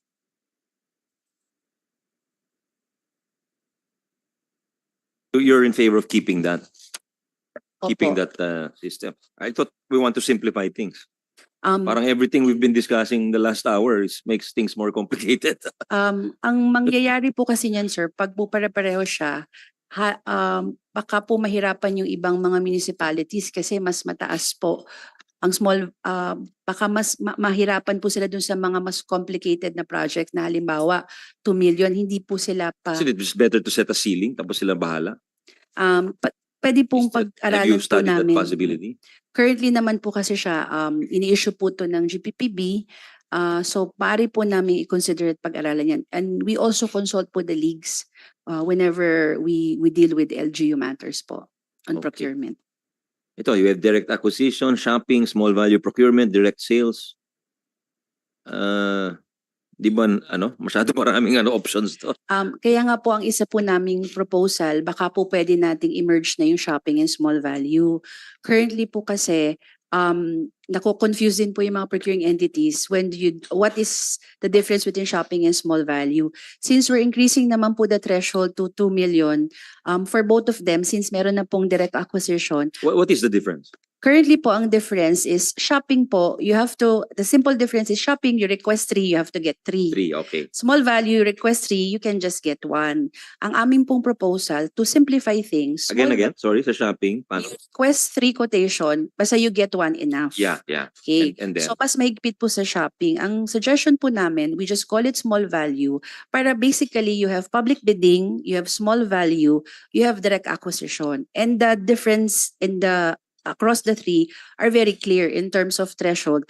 And the flexibility is provided in each of the modality in the rules. So yun po yung You're happy with the 100,000 limit for direct acquisition? currently po yes. Seems a bit low. I mean, Yeah. hindi ba dyan papasok yung nireklamo last hearing nung science, parang, pag maybe, ano yung word nila? Pag, hindi. They use the word na pag may development dun sa research nila, then they have to purchase something. Use a certain word. Reagents po ba Agents, yung reagents yeah. po. Reagent, they have to buy a reagent. Oh. Ang concern po kasi nila nun is they need it by lunchtime. Yun nga. So Direct acquisition kasi di mo pwedeng, you cannot go through. Or pasok siya sa small value. pwede po kasi siya sa small value eh. Okay. Kasi sabi niya po 150, they usually need 3. Yeah, kasi sa amount, hindi siya pasok sa direct acquisition, di ba? Hindi po. Pero pasok siya sa Oo, small value. Small Kasi value. Okay. I would think they would need... basta may option nga available. Yun ang for those urgent cases na yun ang reklamo talaga nila. So, Director Santiago, if in case in any order you want to comment on anong nasabi naman. Thank you, Mr. Chair and the committee. Yung pong sa direct acquisition, we have submitted a new proposal, hearing po the sentiments of the representatives from different agencies po in the last DPWH meetings. Nag-propose po kami ng 1 million, but of course subject of course to the approval of the committee po. And then of course yung po dun sa shopping and small value procurement for the merger, we are amenable to that po. Siguro lang po, i-maintain siguro yung word na shopping instead of small value procurement. Because shopping is more understandable and more the modality adopted even by that's an existing modality, partners. Shopping, di ba? Opo, shopping po na sa batas. Currently, you can only do shopping if you have a failed bidding. Ganun ba yan? Di naman po. Di naman. It's really an straightforward. accepted option. Opo. For what's the amount now for shopping? 1 million po ang 1 threshold, million. Mr. Chair. Opo. And we're proposing to increase it to 2 million. 2 million, Mr. Chair. Opo. Okay. And it will apply to all types of goods and shopping services. for off-the-shelf goods po. Pero kung Office i-merge supplies. na natin with di ba i-merge Mangyayari natin with po, small yes. value, di ba? Yeah, with the So it will proposal apply po. to all Yes, Mr. Chair. goods, infra, consulting. Hindi po, goods lang po na common use, office supplies and equipment not available at the PSDBM po. Kasi we sell the common use supplies po eh. Pero So, small value procurement kasi is under the anything under the sun and draft, common yeah, po and po. it applies to yung sinasabi mo, shopping yun. Pero Opo. small value procurement, goods, infra, and consulting. So pag min-merge natin, what will the coverage be? That's right. Para Lahat na. kasama Yun lang, sinatanong ko eh. Mhm. So lahat talaga siya. Okay. Yes, Mr. Chair. And then for direct acquisition, ano yung coverage niya? The acquisition is anything din po, nasa threshold lang po. Okay. So, it's really just the amount kung saan ka papasok. Mhm. So wala na magdi-direct acquisition. Mag-shopping, small value na sila. May Kasi sa higher canvas po threshold. kasi, Mr. Chair. Ha? May canvas po kasi ang shopping. You still do canvas to create a semblance of competition. And direct acquisition does not have it. Direct Bili acquisition, na no talaga. canvas. Okay. I got it. Kaya po, if I may, Mr. Chair, Yes, we yes. find 1 million to be a little bit high. Okay. Kasi Eh, di ba't diretso hindi natin ibaba? Yun nga po, currently it's 100,000, but there's a proposal from ED Dennis to make it 1 million. Hindi yun nga. So what is a good amount? Ang suggestion ko po kanina was, can we start with 100,000 and see how it goes? And then the board naman, I think there's a provision po that this can be adjusted naman po including the threshold for small value. Yung like my staff is telling me, my chief of staff is telling me, sa agents and reagents, 350,000 daw yun. So, pasok po siya sa kung small kailangan mo na yun by the next day in 24 hours, how can you do the canvas in 24 hours? Most likely hindi po, given the ang point ko nga po kasi is that So why not 500,000 na lang? maaari naman po siguro It's na in between 100 500,000. and 1 million. I don't know. I'm just trying to be practical here, guys. Basta the purpose, Mr. Chair, is to allow procuring entities really to procure this time around. Because the complaint, against RA 9184 is sometimes daw it prohibits them to procure. But actually, hindi naman ho ganyan sitwasyon. Iba-iba lang ho kasi yung procurement environment ng agencies. But yeah, I would agree, Mr. Chair, 500,000 is also reasonable. Kung nakakatakot yung 1 million, di ba? For direct acquisition. Subject naman po yan sa thresholds to be reviewed by the Problema naman, pag GPPB. walang canvas yung direct acquisition, baka wala na mag-shopping or mag-small value procurement. Panay direct acquisition. That's why you set the ceiling, Mr. Chair.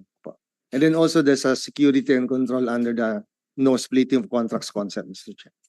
Okay. Anyway, we'll welcome any kind of safeguards and suggestions as to the amounts. No? So, pero mukhang the consensus is to move in the merged shopping and small value to 2 million. Tama ba? And then sa direct acquisition to 500,000. I don't know, because you said it's 100 is, you'd like to stick to 100, pero ito 1 million naman. So parang that's the midpoint. Meet halfway. Well, anyway, let's use those as working assumptions na lang muna. Okay. Sorry, na-interrupt kita, Director. Baka may sasabihin ka pa. Oh. Wala na? Okay ka na? Okay. There's the issue of the IT and the ICT, which was raised here by KPMG and Manabat. The ICT is here. Asek Reyes and Director Philip Cortez. Yeah. Any comments on that, Asek? Yes, Chair. Good morning, sir. Sir, we are in support of the recommendation for the involvement of the ICT in ICT procurement across the government. Siguro, Chair, one of the things that we're currently already providing is actually we're reviewing the ISSP submissions of the government agencies. Of course, this is limited to their plans for procurement of the ICT. But if we will be going to the extent of actually joining or maybe facilitating the procurement of government ICTs, we would probably need to increase our manpower for that purpose, sir, especially strengthening our CIO core unit, which are we have several, we currently have 5 Director 1 positions and 5 Director 2 positions for our Chief Information Officer directors. The purpose of this team is actually to help agencies in terms of their plans for the ICT sector. Sorry, Mr. Chair. Medyo mahirap umasa sa ganun. We will increase the manpower before we make some. Parang in my years in government, parang hindi mangyayari yan sa henerasyon natin, yung mga ganyang umaasa tayo. We should just rely on what we have at the present, di ba? So, what is the extent of your participation now in the IT procurement? Sir, do you have to approve a plan before an Yes, agency sir. can purchase Yes, sir. IT equipment? Parang hindi, di ba? We do, sir. You have to approve their it. budget, Okay. sir. We approve their information system, the strategic plan, which is usually a 3 to 5 year plan submitted to the ICT. Currently, sir, we also reactivated the MITHI. This is a composition of several agencies reviewing the ICT plans of the other government agencies, sir. But currently, we're still trying to reactivate yung IRR on how we will proceed. There's this currently, issue of interoperability, ASEC. Yung nangyari sa pulis yan Nung pagbabago ng PNP chief, bibili ng bagong equipment, tapos they're not interoperable with the previously purchased equipment. What can we do there? What's your recommendation to ensure na, di ba, walang ganung waste of government resources?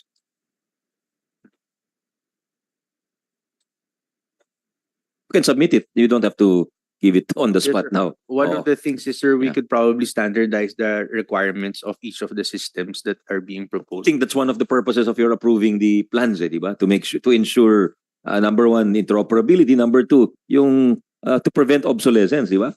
Yes, sir. Oh. Sir, we'll include it in our proposal. Ano na lang, give us suggestions on what improvements can be made in that regard because, di ba? Doon na tayo papunta sa lahat ng agencies and Yes, Mr. we'll Chair. be spending a lot of money. So how do we do it in a cost-efficient fashion, di ba? Yes, Mr. Chair. Okay. Yes, Director Santiago. Mr. Chair, just to comment on the possibility of securing the same brand for the same product that was originally purchased. Ano po? This will necessarily happen. Ano po? It will all depend on how they define their technical requirements based on their needs. Ano po? Kaya kung nga lagi namin pong sinasabi, when we buy for government, we buy what we need. And then whatever it is that you need, of course, there's propriety concept. Bilhin mo. Ano, kung walang budget, palalagay mo ng budget. Because ultimately, yun nga po yung purpose natin dito sa why we are amending the law. We have to be able to procure all the needs of government to be able to serve. Kaya ho yung, let's say, bumili kayo ng printer, kung ang nabili mo, X brand, syempre yung ink, yun din po yung magiging brand. Yun po yung necessary consequence. And sinagutan na rin po nga yun ng GPPB on the matter of under section 18 ano po na kung meron ka nito for purpose of interoperability, warranty of the product, then you have to make use of the same brand to be interoperable with that equipment. Yan din po nga ho yung maganda na mangyayari para rin ho. Minsan kasi may mga tanong at nagre-resurface po palagi ay kailangan namin yung ganitong radyo. Para ho mag-usap-usap yung radyo ninyo, then you buy the same brand. Yun po yung mangyayari talaga no? Nangyari ho sa atin is very, very disastrous na hindi nag-usap-usap yung radio. So, kaya kung bumili kayo ng umpisa na ganito, then hopefully they could really talk. And that is a necessary consequence of procurement, especially of competitive bidding. You will be buying a brand ultimately based on how you define your technical specs. Thank you, Mr. Chair. Yeah, go ahead, Director Ruiz. I just don't, there's really, it can never be overemphasized po talaga yung need for planning. Yung pong sinasabi ni Dennis, kung ang dinesign mo from the beginning is yon, not thinking about interoperability, ganun po talaga yung magiging resulta. In fact po, even sa infrastructure, we actually get complaints, no? Maganda po nandito si Secretary. Kahit po nag-issue na po ang DPWH on yun po yung equivalent ng interoperability sa infra. Meron pong mga procuring entity, mag-construct po first floor lang. Tapos tsaka nila ipapaprocure yung second floor. Or meron pong isang instance, kalahati ho ng bridge. So, warranty issues, no? Yung mga ganun po na dapat po, just like sa infra na pag magpaplano tayo, kailangan po yung procure natin, kung if-face mo siya or ikakat mo siya into several procurement, dapat each can stand on its own. We addressing that in this measure. Yun By assuming that we will have good planning? Yeah, that's another pie in the sky concept, di ba? Not necessarily po, sir. Kaya nga po, nilagay din namin yung konsepto ng life cycle costing po halimbawa. Precisely kasi, pag nagpaplano ka, whether infra yan or yung printer po nabanggit, titignan mo na yung kabuuan po nung produkto. At nabanggit niyo po nga kanina, yun po yung role po actually ng DICT for ISSP, at least for the technology, yung interoperability. Ang isa ko nga po sanang pwedeng ma-request po sa DICT kasi po, ang isa pong pumapasok sa aming complaint is, balik po sila ng balik po sa DICT for every change po ng kanilang ISSP. So that also causes delay. Baka daw po magkaroon ng manual to identify when po kailangan bumalik. Kasi po, like po kami, magbabago lang po halimbawa kami ng software, kailangan namin bumalik. Baka po mas macro po sana yung cover ng ISSP approval so that yun na lang po ang titignan ng DICT, yun din po yung kailangan pong i-lookout ng mga procuring entity. Maganda rin po, magkaroon po tayo ng national cloud policy para din po mag-guide ang mga procuring entity kung ano ba yung mga dapat nating nilalagay na requirements. Kaya isa po naming proposal was to come up with an ICT manual with the help of the ICT kasi po yung mga hindi naman common use, mga non-common use na kailangan procure po ng mga agencies, baka po maganda na magkaroon po ng standard na bidding documents po na sinasuggest ang DICT para po matulungan ng mga procuring entities kasi yun po yung kanilang difficulty right now. Yung handicap po nila is nahihirapan po silang maggawa ng specification for ICT. Baka po meron mga... I think you have to give some flexibility to the agencies. Because, and also, when I talked to the president, he mentioned that he wants a Lazada type of thing. Parang gusto niya may each agency, depending on its capability and budget, can decide it wants to purchase a cheap ballpen. Pwede. Pero kung gusto niya yung medyo magandang ang specs ng ballpen, pwede rin yun. So, if you take that to the IT realm, siguro, you just specify the minimum and then Yes, sir. and then there is certain di ba? Yung sinasabi balik-balik kasi yung sinasabi ko po, defeats the purpose here, di ba? hindi po yung ilalagay niya na kung ano yung specification. Lalagay niya lang po yung standard na kapag bibili ka ng laptop, ito yung titignan mo. Halimbawa, kung ang laptop is pang-type lang, ito yung mga kailangan nandoon na specification. Kung halimbawa gagamitin mo siya kasi gagawa ka ng comms, ng pang-PR, ito yung mga titignan mo specification. Baka po matulungan po tayo ng DICT. Nabanggit ko na sinabi ni Presidente, is that here already in the draft bill? Yeah, Director Santiago. Yes, Mr. Chair, thank you po. Yung pong e-marketplace is already there. We have developed it. We'll be presented to the President, Mr. Chair. We'll be piloting the motor vehicles and other products later on. The idea really is a government Lazada or a Shopee type. Nandun po yung mga produkto, we will not be buying it. The products will be there at consignment basis. Then agencies will buy them. So yung konsepto nung procurement under the e-marketplace po as included now in the proposed bill, Mr. Chair. Thank you po. Nasa PhilJeps po, How is it Mr. different from PhilJeps? It's embedded as a feature of the PhilJeps po, It's embedded as a e-marketplace. feature of the PhilJeps. And how many products are there now on the e-marketplace? Pilot pa lang Or namin. types of, how many types? How many types of products or product lines can you buy there? Actually ang tinitingnan namin yung mga produkto lang na talagang binibili po ng gobyerno. Kasi if you look at Shopee and Lazada, they have around several millions of products that are already available. And then we will also be sort of controlling po because we will be requiring legal, technical, and Ilan? Sa ngayon po, pilot namin 3 pa lang po. What are the 3? This will be the motor vehicle, this will be the cloud computing services, and then ito po yung airline tickets po. Well, I think that's a good start. Just build up on that. You're planning what else are you looking at to cover? Later on pati po yung even po yung mga printers, yung mga products na dati namin nilist na sa common use supply, na nilist na po namin, it can land in the e-marketplace po. But firearms, hindi ba commonly purchased yun? Pwede po siguro, Mr. Chair. Firearms. Di ba? Kasi there are bills which propose to arm firemen may mga ganun eh. Whether we like it or not, nandun na yun sa what else? Anyway, okay. So I'm happy to hear that that's in the works. Thank you, Mr. Chair. Yes, Attorney. Good afternoon. Good morning, Your Honor.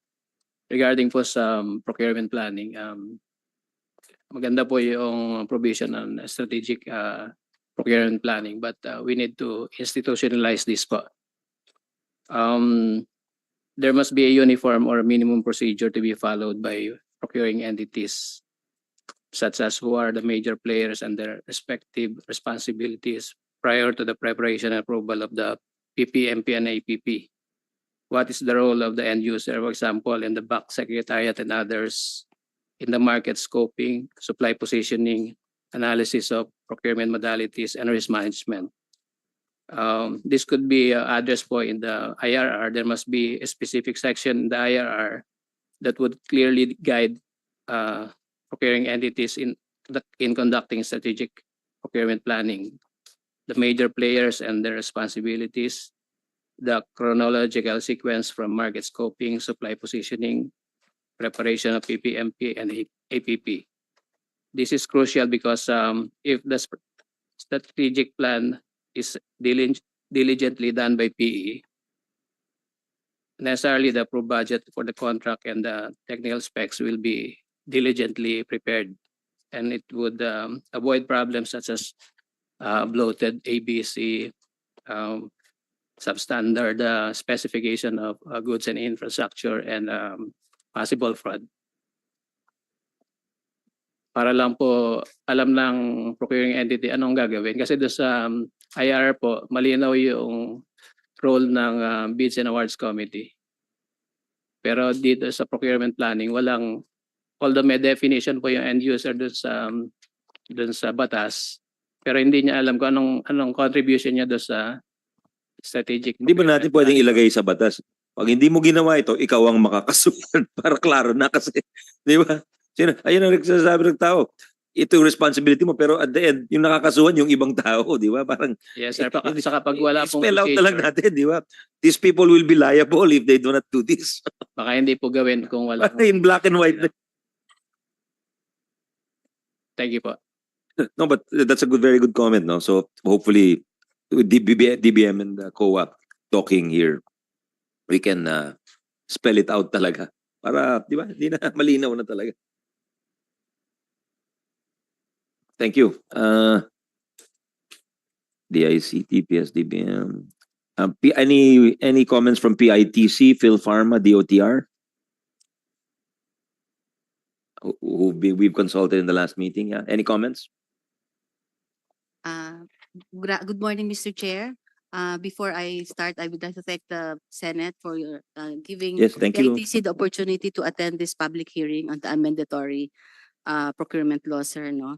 So we fully support your intention, sir, to amend, taking action to amend the procurement law and assist the government agency in undertaking their procurement requirements. So we are one with you on this, sir. In fact, we read in the news, the 2023 GAA, sir, DBM said that there's a low utilization rate of government agency because of the limited capacity. So again, we'd like to reiterate, sir, our proposal to amend the Section 18, the engagement of a procurement agent to include the absorptive capacity. Although we understand, ma'am, na during our technical working group meeting, sir, the lacking capability of the procuring entity may be construed as incapability in handling volume of procurement requirements, sir. But we would like to propose the inclusion of the absorptive capacity on Section 18, sir, so that the procurement entity and government and procurement agent will have a clear vision on this provision, and then it will not be subject to further legal interpretation. Because, sir, we noticed in the IRR, 2016 IRR, the Appendix 38 guidelines of a procurement agent limits the allowable instances within which the government agency can outsource their procurement to another procurement agent. Number one, sir, they don't have a qualified personnel to constitute their own Bids and Awards Committee, or their Bids and Awards Committee po lacks the proficiency and expertise to undertake the procurement requirement. So our proposal, Honorable Senator, sir, if we could include the absorptive capacity, sir, so that it will immensely contribute to the implementation of the procurement requirements of the government agency and will substantially increase their utilization of public funds and address the underspending of government agencies, sir. And likewise, sir, we would like to propose also the inclusion of integration of country trade in the RA 9184, sir. This will How do you propose to include the I will absorptive capacity? In what sense? in what sense, sir? So Meaning sila pwedeng lang i-outsource. yes, sir. If they have a bulk of procurement requirements, sir, and then they cannot undertake everything in a period of yung. But that's why we have the procuring entity concept, di ba? Precisely for those cases. Yes, sir. Kaya lang, Oh. sir, nilimit po kasi dun sa guidelines na procurement agent yung 2 instances lang. Okay. Wala po yung absorptive capacity.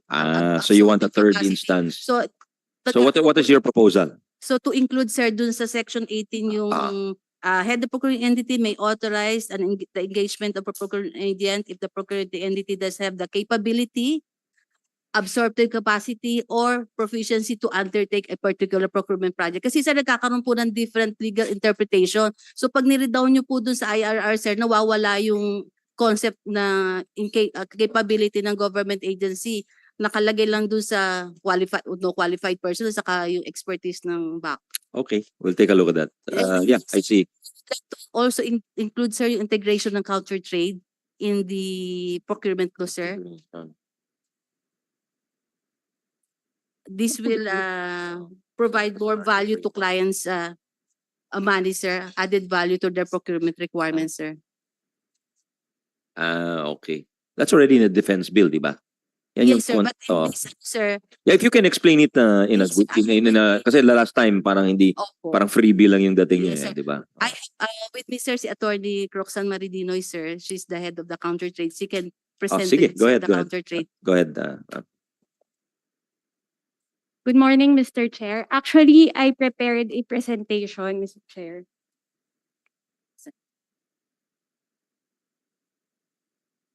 Very short lang, Mr. Chair, para lang ma-appreciate na everyone yung counter trade.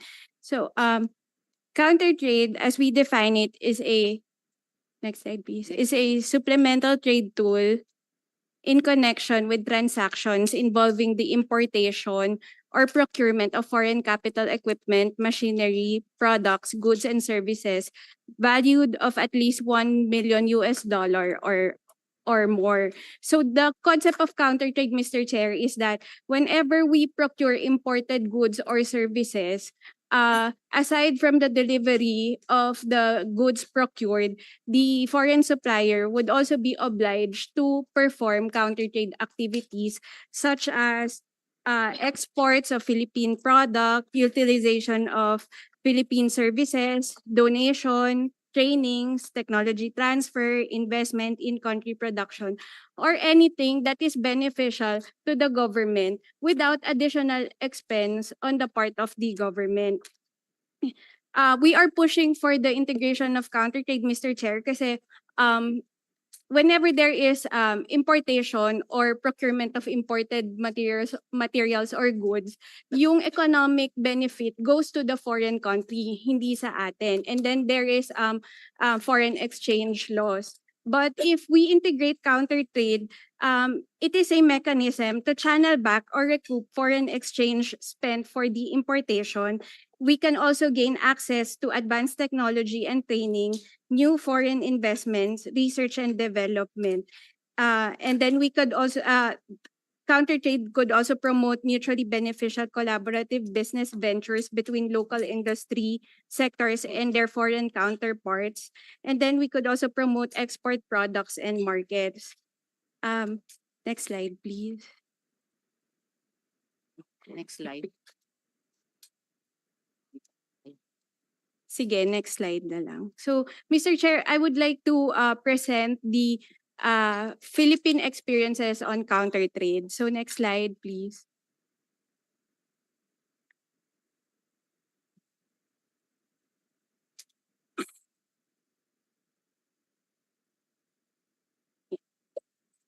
So this one, Mr. Chair, during the pandemic, when there were shortages sa face masks, hospital beds, meron po tayong mga suppliers who donated hospital beds to a public hospital and then to government agencies and local government units ng mga face masks and 95 and also Do you have examples of non-pandemic or non-emergency? Yes, Mr. Can you Chair. give us those examples? Next slide, please. So this one, Mr. Chair, yung first is the donation of ballistic computers to the military. Meron din ho tong technology transfer because undergo po ng training yung military. And then the next one, this one is the donation of the Fake Visalis machine. During that time, Mr. Chair, yung Fake Visalis machine, if one of the first siya dito sa Philippines, so it is used sa ICE, Mr. Chair. Machine is that? Again, Mr. Chair, sorry. What machine yung sinasabi mo? Fake Visalis machine. Ano? Fake Visalis machine. Yes. Visalis. Okay, please explain. What is that? Actually, Mr. Chair, I think this is used sa ICE, Mr. Chair, but I'm really not familiar kung in-depthly kung ano yun. And then next one, Mr. Chair, is the donation of the thermal cycler multi-skin go spectrophotometer with But this is an example of purchasing a advanced technology machine. What makes it different from a regular procurement? Mr. Chair, yan ho, on top of the items procured pa. Yan ho, nakuha ng government agency or ng government without additional expense sa kanila.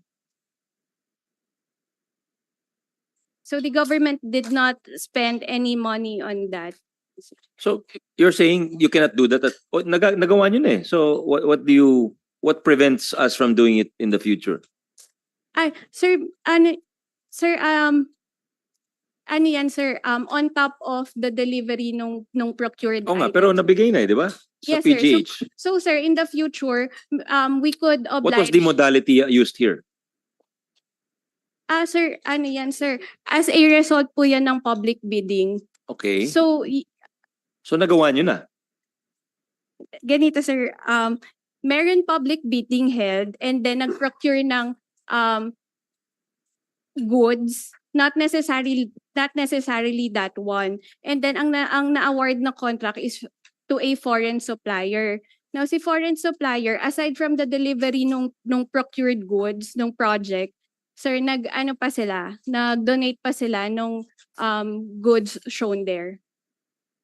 Okay. But what are you advocating and what prevents us from doing that in the future? Bawal ba yun? We advocate that the mandatory integration of countertrade be included, sir, in the Mandatory integration. We have to hear from the experts here. Mr. Chair, baka po mas mainam they submit po a proposal. Ang nakikita ko po kasi ng mandatory integration of countertrade, tama po kayo, nagagawa po siya ngayon, we would be unnecessarily burdening po again procurement with Hindi additional ba pwedeng ipasok yan sa requirements. MIRB concept? Because in the MIRB, you look at the whole thing, di ba? So if you have a lot of freebies, then you're looking at the whole thing. That's Hindi the siya kaya ipasok sa ganon? I mean, that's a decision po of the procuring entity. So parang ang mangyayari po nun, kung ipapasok po sa MIRB, kung yung foreign supplier is meron siyang counter trade na i-offer, parang may additional siyang points. Kasi ganun po yung possibility. But that's Your MIRB scorecard permit of that Yes, kind of opo. flexibility. But that's the decision po of the procuring entity. So pwede. Pwede po siya. Oh, yun pala pwede eh. Pero sir, Are you listening? Oh, pwede. Well, yung sinasabi niyo, pwede dito sa MIRB. You're aware of the MIRB concept. Oh. yes, Mr. Yeah, the Director Santiago. But Thank you, Mr. Chair. Maganda pong bagay ho yung pag naglalabas tayo ng pera, may bumabalik sa atin. Yes, yes. That's definitely. the idea po of the counter Definitely. trade, no? Oh. Especially nung our peso is couched upon the dollars, no po. So, Yeah. nung naubusan tayo ng dollar na under PD 252, But that's PICC really a very was much created. a product of a different economic era. diba? Exactly, Mr. Chair. Oo. Opo. So ngayon po, I fully agree with ED Wing. Kasi ho, pag sinabi nyo, sige, isasama ko sa MIRB, it can even be looked at as a disguise element of, parang di ba sinasabi ho nila, meron pong non-tariff barriers. Ano ho? And pag sinabi natin, sige, bibigyan ka ng score pagka magka-counter trade kayo. Kasi it can be done naman ho, especially po sa defense procurement, nagagawa po yan. Yun lang ho, kung isasama siya sa MIRB, pwedeng isama, but it might be looked at as a disguised element of a non-tariff barrier po in terms of trading po. Kasi medyo, Looked at by the WTO, we are not member of the WTO GPA, Mr. Chair, but by who? Looked at but by who? even under GATT, Under GATT. WTO So GATT. madidemanda tayo sa it might be Geneva. looked at Sa, that way, Mr. Chair. Although hindi well, naman you have to give us some we're not aware of the exact boundaries on that kasi hindi naman kami trade experts. So you have to tell us what is when are we crossing a line, when are we not crossing a line. Oh.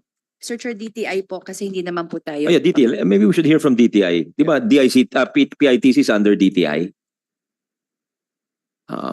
Sino ba sa DTI? Si Director Yulas. Are you aware of this proposal and do you support it? Sir, I'm not aware of the current proposal of PITC, but Trade, in effect, it's a trade proposal eh, di ba? May papasok, may lalabas. So, apektado dapat it's within the framework of your overall trade framework and any treaties that you have, di ba? So, I'm surprised that parang di kayo nag-usap. Given that PITC is di ba agency niyo yan? Yeah. Yes, Mr. Chair. Attached agency? Yes, Mr. Chair. So, what is, can you just come up with one proposal maybe? Maybe adopt it as part of your, Yes, sir. We as will, part of your ano po, Oo. we will review the para proposal we of don't want ITC. agencies operating as islands. We want a system that there are options and we don't want arbitrage between agencies. No? We want to give options, but yeah. Okay. So any comments on that? Mr. Chair. Yeah, attorney. Go ahead. Contrary to the belief that the government is getting these goods for free, by I experience, actually don't believe there's such a by thing. experience, I have a client before. It's incorporated in the cost. Yeah, exactly. That's why I think the best framework is the MIRB, because then you have a cover for it, but you must give a value to it, to everything in the contract, di ba? So dapat lagyan may numerical equivalent yon. Hindi pwedeng free lang yon tapos, di ba? Actually, I don't believe there's such a thing in this world, in this day and age, di ba? I mean, there are churches who donate, but I don't think there are pure suppliers who donate. Yes, go ahead. If I may, Mr. Chair, because when we Hindi kayo nag-coordinate with DTI Yes, in sir. submitting your position. No? Sir, about yung sa counter trade, kasi sir,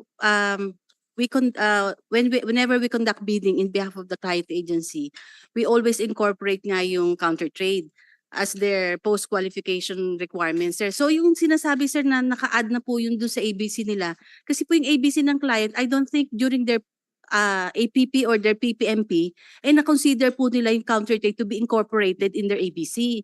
So yun po is really on top of the ABC kasi hindi po naka ano yun kumbaga public bidding po yun. So I don't think it's already incorporated. So kung hindi wala sa ABC, tingin niya hindi niya kailangan yun, di ba? Well, actually, sir, hindi niya nga kailangan, So sir. baka ang danger dyan, bibili siya ng hindi niya kailangan. Well, actually, sir, that's an added value to the procurement. Definitely it's of value, pero it's kumbaga it's tangential to the contract at hand, di ba? Yes. Bibili ka ng ballpen pero may libre kang typewriter o may libre kang printing cartridge, di ba? Parang But it will eventually benefit the client agency because in the past, sir, if I may cite a case, yung nagkaroon po ng Marawi siege, sir. So nagkaroon po ng counter trade doon. Ang PITC po, yung client, the supplier was able to donate yung rifle, yung ginamit nilang weapon during the Marawi siege. Okay. So yun po yun, sir. So nagkaroon ng added benefit, nagkaroon po ng upgrade sa capability ng military. Kasi kumbaga hindi nila kailangan at the moment but eventually they realize that they need this. And nagkaroon po dun don't they just do an emergency direct acquisition or hindi kasya sa limit? Yes, Mga ganon. hindi na, sir, readily available na pwede po nilang gamitin. In fact, dun sa military din, sir, nagkaroon po din ng upgrade dun sa kanilang plotting, yung computerized plotting equipment, yung TechFire, na kailangan na lang po na i-computerize kung paano mo ita-target yung ano nila. So, upgrade po yun, sir. Mhm. So, usually po yung mga supplier po na nag-provide ng counter trade, it's part of their usual products So, part of their marketing. So, I don't think it's kumbaga naka-embed So na hindi po ba nga papaipasok, kayang ipasok sa MIRB yun? Kasi pwede because you upgraded your offer in a sense, di ba? Yes, So sir. dun, sabi nga ni director, there's an issue of quality. So if your offer is of a better quality, of a more advanced technology, di dapat pasok yun sa evaluation ng MIRB, di ba? That's my understanding. Oh, and Director Santiago is nodding his head. So ba't di na lang natin dun ipasok? Para we do not create confusion as to another modality, di ba? Kasi part of our goal is to simplify, di ba? So yes, sir. Thank you, sir. O kung pasok na siya doon or feeling nyo hindi siya pasok, ano natin, di ba? Let's tweak it to have maximum flexibility. Kasi nga, I see your point, I see your point about baka nga yung hope o yung procuring entity did not foresee na may ganun palang equipment, di ba? Given our limited experience or knowledge of technology, especially sa military where it's rapidly changing and we're not among the world leaders, syempre, hindi natin alam anong bago, di ba? Tapos may sinabi, ito pala, baka gusto niyo nito. Baka pwedeng ipasok sa MIRB yun. What do you think, Director Santiago and Ruiz? That's correct, Mr. Chair. Meron pong, but from the very start, they just have to define the parameters. No? Kung may score ka, kung meron kang Hindi, yun nga. extra. Yun yung point, Director. Kasi hindi mo nga alam your knowledge is limited to ABC. Tapos sinabihan ka ng supplier, may D pa . But you can include that, Mr. Chair. Saan yun? Sa umpisa? Like innovative proposal or something na may bigyan niya ng point. It will Meron not sa- set back the chronological Hindi naman at the po. time. Ano, No. yun ang worry natin. No, Kasi hindi babalik ka, you'll go back to step 1. Oh. No, my Mr. Hindi. Chair. Kasi define mo na po Dapat sa umpisa. seamless yung pasok niya. Parang meron Diba? po kayong Dapat catch seamless basin para doon. smooth. Opo, Oh, yes, Mr. okay. Chair. Yeah, Director Ruiz. Kung yung sa example niyo po sir, kung meron siyang criteria na innovation, ibig sabihin yung nagbigay ng may added value, mas mataas dapat ang i-rating sa kanya ni procuring entity. So you don't have to go back and procure again. So mapapasok po doon yun. Even if it's not something you put in your ABC. Yun po. Kasi yung criteria niyo po na ilalagay na kailangan po as mentioned by Dennis, sinabi yun na ni-layout niyo from the beginning. Doon po siya papasok. Okay. Is that clear to you guys? Yeah, Director Santiago. Also, on the point of the chairperson, doon po sa budget, di ba, sabi niya, magdadagdag po ako ng ganitong features ng baril na ito. Okay, yung bala lumiliko, hinahanap yung target. No? Na, innovative feature ho yun. May ABC po naman talaga eh. So, alam nung nag-o-offer na ang ABC ng agency ay hanggang dito lang. Hindi siya mag-o-offer ng beyond that ABC for sure.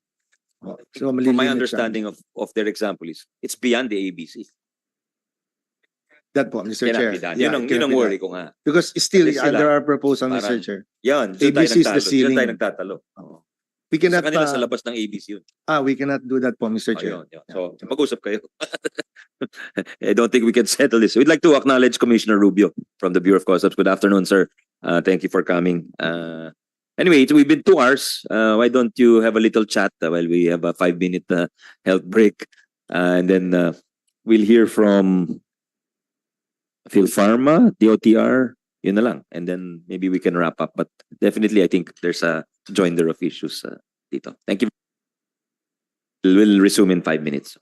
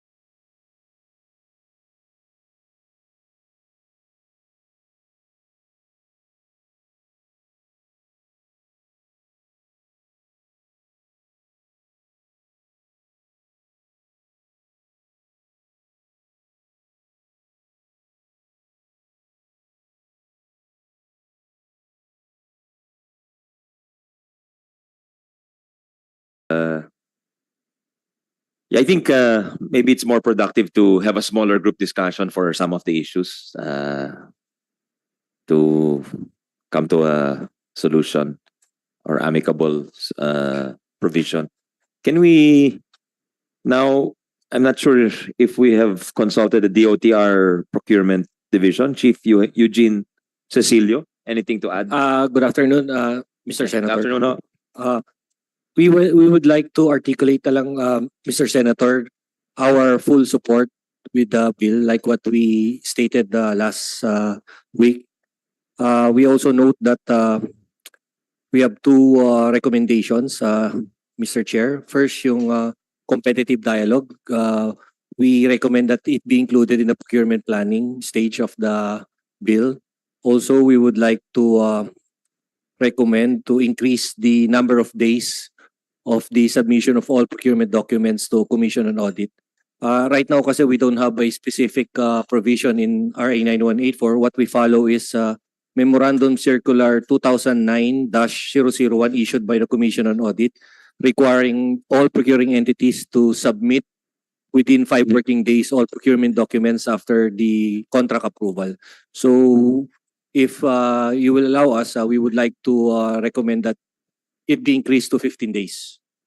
And may additional note lang, Mr. Chair, I think all of the procurement practitioners in the government will share this. Yung current practice kasi natin na nasa 9184 is we only grant honoraria to back members and TWG members for awarded projects that have undergone or undertaken through public bidding. May nagre-request kasi from our and baka naman pwede, Mr. Chair, na isama na rin yung mga back sa grant ng honoraria pati TWG pag projects undertaken through alternative methods of procurement. Kaya same din po kasi naman yung risk, and although medyo mas shorten daw yung period, but parang wala ho kasing gusto mag-undertake ng AMP sa amin kung wala daw honoraria. Parang medyo, kasi added, gaya ng sabi ng mga ibang procuring entities, this is an added function to its current position. Okay. What do you think on those suggestions?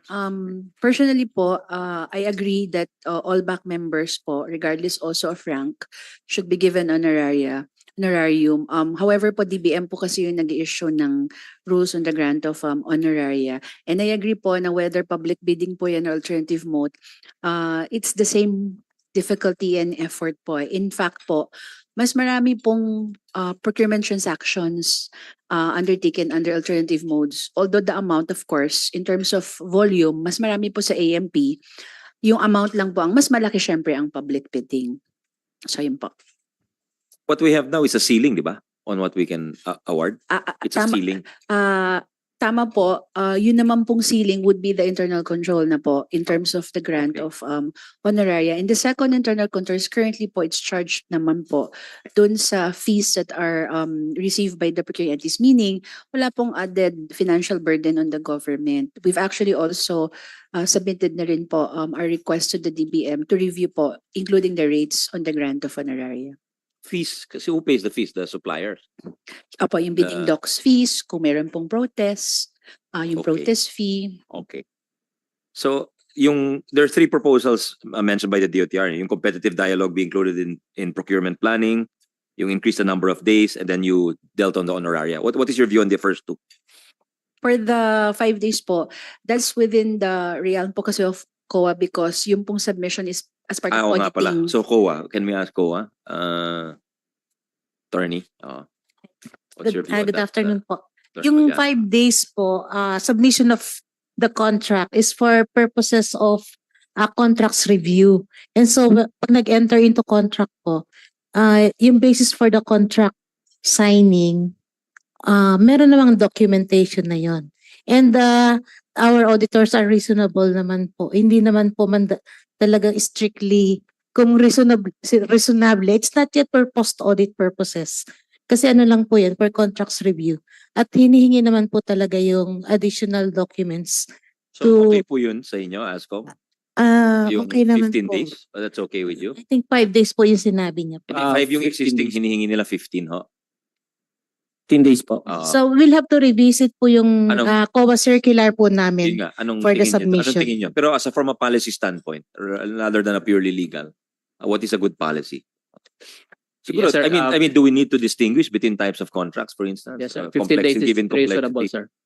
Yes. Ah, 15 days is reasonable. okay lang yon. Hindi, okay. Kasi baka yung Pero even for the requirement na simplest yan, contracts, 15 days? yung requirement po Bumili ka yata lang na ng yan ballpen, nasa- 15 days yung ano mo? Same document siya. Same doc. But isn't that something we have to address? If it's a simple contract, we have... You mean you're saying you're going to bid out a train and then buy a ball pen? That's the same document? No, sir. Ang position ko naman po dyan is, yung pong documents kasi nandyan na. Hindi naman po siya gagawin pa lang ng procuring entity. Yung pong mga list and documents, no, ang pinaka last point po doon would be the contract itself.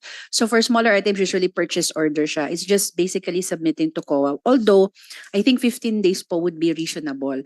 In practice po, it's 5 days, but most auditors would give extension. Kahit po sa office namin. Often, It does not set back the procurement schedule because we already No. bought it, di ba? No, Or you already contracted it. it's really auditing eh. It's Oo. just part of Yeah, it's just auditing. record keeping, di ba? Opo. So hindi siya pasok dun sa delaying any transaction. Okay. Yeah, Director Dennis. Thank you very much, Mr. Chair. Yung pong 15 days, I think okay po siya because in an agency like us, DBM po, bumibili ho kami araw-araw. Ang dami namin kontrata and marami ho yung covered documents or supporting documents that we have to arrange and before we can submit it to our COA. They're very accommodating naman po pag nagre-request kami ng extension. Pero yung 15 days nga po, para naman ho mag-meet tayo no hapoy kung 5 days o kung maikli, 15 days would be good po. Okay. Even the ASCOMs already say that if they feel 15. So kayo na po yun dahil you're an independent constitutional body. Yes, sir. We do not want to dictate on you. But narinig nyo na lang. We just wanted to provide a venue for you to hear out the stakeholders. We will update our policy po. Maraming salamat. So, Mr. Chair, i-add ko lang, the reason why we request for the increase of 5 days to 15 days, may nakatanggap na rin po kasi mga sectoral offices namin and attached agencies ng AOM that's right. regarding the compliance with the 5 days. So sila sir yung nag-raise talaga na baka pwedeng i-increase naman. Sino pag- yun? Sinong mga...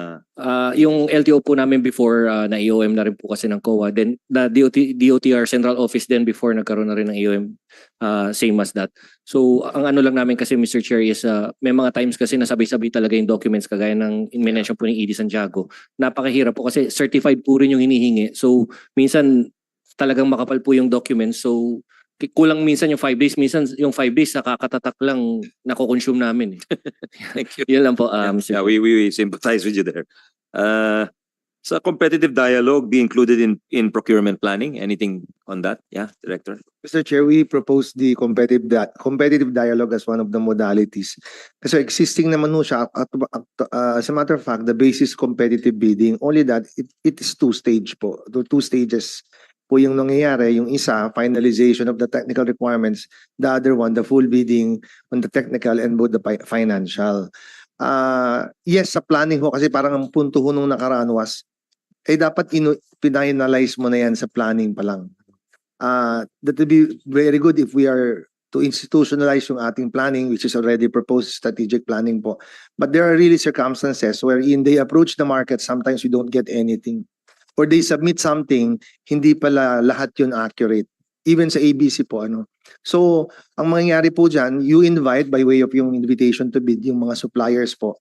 And then, meron pong pupunta and then during that first stage, we will finalize po yung technical specifications. And once that's finalized po, then that's what we will launch for the bidding, the second stage bidding po on the technical and the financial. But both are, this is based on competitive bidding po. Answer your concern? Yes, Senator. Okay. Thank you po. Anyway, I'd like to ask also DOTR to submit ano yung mga measures to speed up the absorptive capacity of the ano kasi nakita ko yan as in the Committee on Finance medyo you're a little challenged in terms of usage of the budget, no? That's why Yes, Mr. kami sa budget when the subcommittees and the committee pag natignan namin mababa yung obligation rate, syempre we will go to a more efficient ano. There is transfer to more efficient. So ano lang, baka you can submit ano yung tingin yung speed up yes, Mr. measures. Chair. Oh, We'll thank do you. that po. Thank you. I think I failed to call DBM si Attorney Abuel. Yeah. Attorney. Ano mo si Janet? No relation? Okay. For the honoraria po. Sir, for And anything on anything, any of the issues raised. none po, Your Honor. In general, even from the beginning, kasi nagsalita na kayo last week, di ba? Yes po. So, We are- do you want to comment on anything that was raised in today's session? Nina? Yes. Okay, sige. Thank you. I just wanted to give you a chance to comment. Anyone else want to comment on any of the proposals? Yeah, Attorney Dom. Just a comment with respect to the proposal of the DICT to include that all IT related procurement be subject to their some sort of review or LGU kasama doon, di ba? Hindi kami ba kasama LGU? nun, no? Hindi yata kayo kasama doon. We're excluded. Di ba? Kasama ba LGU doon? Hindi, di ba? Kasi you're autonomous eh. Yes, I would like assume, to no? point I would out assume that the jurisdiction of or the intention is just to cover national agencies. Tama Yes. ba? Tama, di ba? Oh. Thank you Hindi very kayo much kasama. for that Hindi kayo kasama. clarification. Ba't kinabahan ka? Hindi ka kasama. Joke lang. Anyway, we're the host LG of the Okay, ICT okay. office. All right. Anything else, Your Honors? If not, we can continue Chair. working. Yes, ma'am. I'm Joy from the Philippine Pharma Procurement Inc. Okay. Just additional 3 points, sir. I fully support the position of the Philippine International Trading Corporation to expand the conditions authorizing the engagement of a procurement agent, because we see this as one of the modality that we can employ to use pooled procurement. So we can several LGUs can engage us as a procurement agent, and we can do the procurement in one go. Then the second point is on framework agreement. Actually, since 2018, we have been doing framework agreement, and we have seen some of the challenges for framework agreement. So we're proposing that instead of a single year, one bidder for a single. You're with the pharma? Yeah, Philippine So Pharma. you're proposing that there's a procurement agent to use PITC or any procurement agent? We're also a procurement agent for DOH. You're also a procurement and agent. Viluna Hospital. Okay. Actually, we've been doing outsourcing for DOH since 2020. Yeah. But the intention there is to have cost savings, di ba? Yes, sir. Oh, so that's okay. That's okay. But kasi yung use of procurement agent has gotten a bad reputation in the past decade because nga it's been used to, to park funds, to evade accountability, to fudge the disbursement statistics, among others, no? Among different things. So, basta na-address yun, I don't think there's any problem naman. It's if the intent is to achieve cost savings and to assist less capacitated agencies or LGUs, I don't think that's a problem. Actually, Mr. Chair, based on the experience of DOH with engaging us as the procurement agent, they have been saving as high as 84% against the ABC. So the savings is used to Baka buy di na bumili additional. pagkatapos mo sinabi yun. Baka di na kayo gamitin. Joke lang. No, but that's commendable. That's commendable. Actually, Mr. Chair, we provided the committee that Sige, give us. transaction summary sheet. Very good, very good. showing that. Very good. Then Oh. for framework agreement, we're proposing that instead of just a single bidder for a single year framework agreement, maybe we can consider multiple winners for a single year, because we saw actually the problem with framework agreement is sometimes when we issue the call off, the supplier cannot deliver anymore the item, the goods. So maybe the committee can consider it. Or Wala ba maybe yun it can ngayon be sa through- draft? The But IRR. the military is requesting for, and the law enforcement agencies are requesting something similar sa mga baril eh. They can do multiple suppliers. I don't think there's a problem, di ba? Framework agreement po Yeah. na rules. Yung pong multiple suppliers for multi-year. Multi-year. The reason po kasi dyan is Single year, given if there is a because the rationale I think would also apply, di ba? pag single year po, isa po yung nakalagay, but we are currently reviewing that na po. Not just that particular instance. The reason po why isa is because most likely kung isang taon lang po for a framework agreement mechanism, hindi masyadong marami po ang magiging interested. Kaya po nung na-issue po yung rules, one po for single year, then multiple for multiple year. But if you're talking about medicines, you're talking about billions of pesos there. So even in a single year, it's huge. Agree po. Yeah. And sometimes, Mr. Chair, there's really a problem on the availability of stocks for Yeah. a single supplier. Yeah, So if so you have multiple baka it's suppliers, papor sa atin to allow it because di ba? Uh-huh. Yeah, Director Santiago. Mr. Chair, just to share lang po kay ma'am. Ma'am, actually ho, maganda nga ho yun, multiple suppliers po for a multi-year contract. A multi-year Proposing for framework. single year eh. Yung settled na yung multiple suppliers for multi-year. Pero yung multiple suppliers for single year, I think is your Yun is nga your po yung pupuntahan ko, Mr. Chair, yung single year, yung 1 year framework na single contractor po. As a matter of fact, sa amin, naging medyo advantageous siya. Kasi remember, in a framework agreement, is an indefinite delivery, indefinite quantity approach na po.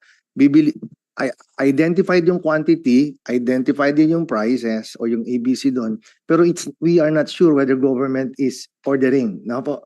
So, ang nangyayari ho, some market operators, they do not like to be in that 3-year framework because sabi nila, bibili namin yung produkto, magre-reserve ka na, and yet hindi na bibili. So, kaya ko yung sa 1-year framework, minsan nag-a-adjust po kami ng 1-year framework na lang kami kasi we are sure na yung supplier naman daw, number one, isa lang siya at sure siya na may nakukunin sa kanya at least yung kung ano man yung nasa bulk ng quantity na na-provide dun sa framework contract. So, yun lang, just one thing to look at. Makakala natin kung 1 year sa maraming suppliers, baka wala ring sumali. Kasi hindi po yung buong pie sa kanya. Mahati-hati po. Thank you po, Mr. Chair. actually, sir, ang isang challenge po when it comes to medicines is the shelf life also. So if the supplier maintains the stock for the quantity awarded to him, minsan pag-aabot na ng 1 year, bagsak na yung shelf life niya. So yun yung isang hindi siya attractive when it comes to medicines, especially if the medicine is imported. Mr. Chair, if I may. That's why po, kung multi-contractor or multi-market operators, just imagine, ang iniisip niyang quantity, kunyari ang sinabi niyo po ay 300,000 tablets, ay hindi naman lahat sa kanya yun. No? So, ilan ang bibili niya? Planning din daw niya, naapektuhan, logistics niya naapektuhan. So, kung yung 1 year po, pag gawin pa natin multi-contractor, baka yun nga, katulad daw sinabi niyo, wala rin din ganun karaming sumali, bagkus isa lang. Ano po? Thank you po. Then another point, sir, on the framework agreement, on the warranty, maybe we can consider, siguro po, sir, this can be done through the IRR. The warranty, especially if the amount is within the performance security, maybe we shouldn't require a warranty anymore. Kasi may performance security na siya, then we're going to ask for a warranty. Grabe na po ang exposure ng supplier when it comes to that. Then the third, yes ma'am. Magkaiba po kasi yung purpose. Yung performance security is on the supplier to perform. Yung warranty po is on the product itself. So, hindi po, at meron din po tayong mga other regulatory laws that, like, halimbawa po sa infrastructure, meron po tayong building code that we follow. So, we cannot just readily discount po the need for warranty. But we're open po to, baka po may ibang ways to address po yung concern ni ma'am. Ma'am, this will only apply for framework agreement. Kasi hindi niya pa na-exhaust yung amount for the performance security. Again, ma'am, magkaiba po kasi yung purpose ng dalawa. So we cannot apply one for both. And as you mentioned nga po, hindi pa niya na-exhaust, the warranty will attach naman po once po ma-deliver niya yung mga items. So baka po lang mas mainam na mapag-usapan natin ano po ba yung concern. Baka may ibang ways by which we can address that, but not necessarily in terms of warranty. Kasi mukhang cost po yung concern ninyo. Actually, ma'am, it's really the exposure of the supplier. Then, yes, sir. Mr. Chair. Apo. Ma'am, actually yung warranty is on the call-off, not on the amount of the framework agreement. Yung framework agreement nyo, 10 million. Ang call-off nyo ay, say for example, kunyari 100,000 lang, doon lang yung warranty sa 100,000. Saka nilimit na rin po ni GPPB po yun. At least 1 to 5%, parang ganun. Maliit na siya, hindi na ho siya 10% na kalakihan eh. So I think that helped the market also already. Thank you. Wala ako dun. Nawala na ako. What's that call off and the... Sa framework agreement po kasi... I got a little lost there. Apo, sa framework agreement po kasi, Mr. Chair, a framework agreement is an option contract. Apo, so pwedeng bilhin ni gobyerno or hindi niya bilhin. The moment na binili niya, ang tawag po doon ng GPPB is call off. Magko-call off po on the framework. So kunyari, meron kang 100,000 units doon or tablets na gusto mong Opo, exercising the option lamang po. So, and then, the warranty is on the call-off amount. That's the contract. Ano po? Yun po yung pinaka-procurement contract nyo kasi yung framework agreement or yung framework is the option contract. Thank you po. Treated as a separate contract. Okay. Mr. Chair, the third point is on the domestic preference. So we really welcome domestic preference, especially for the pharma sector, because this will encourage local manufacturers. Our only proposal is hopefully this time it will not just be an option. It will the award will be given to the local manufacturer at his bid price. It's mandatory, di ba? Under the draft. Matching po kasi ngayon, Di ba Mr. mandatory Chair. siya?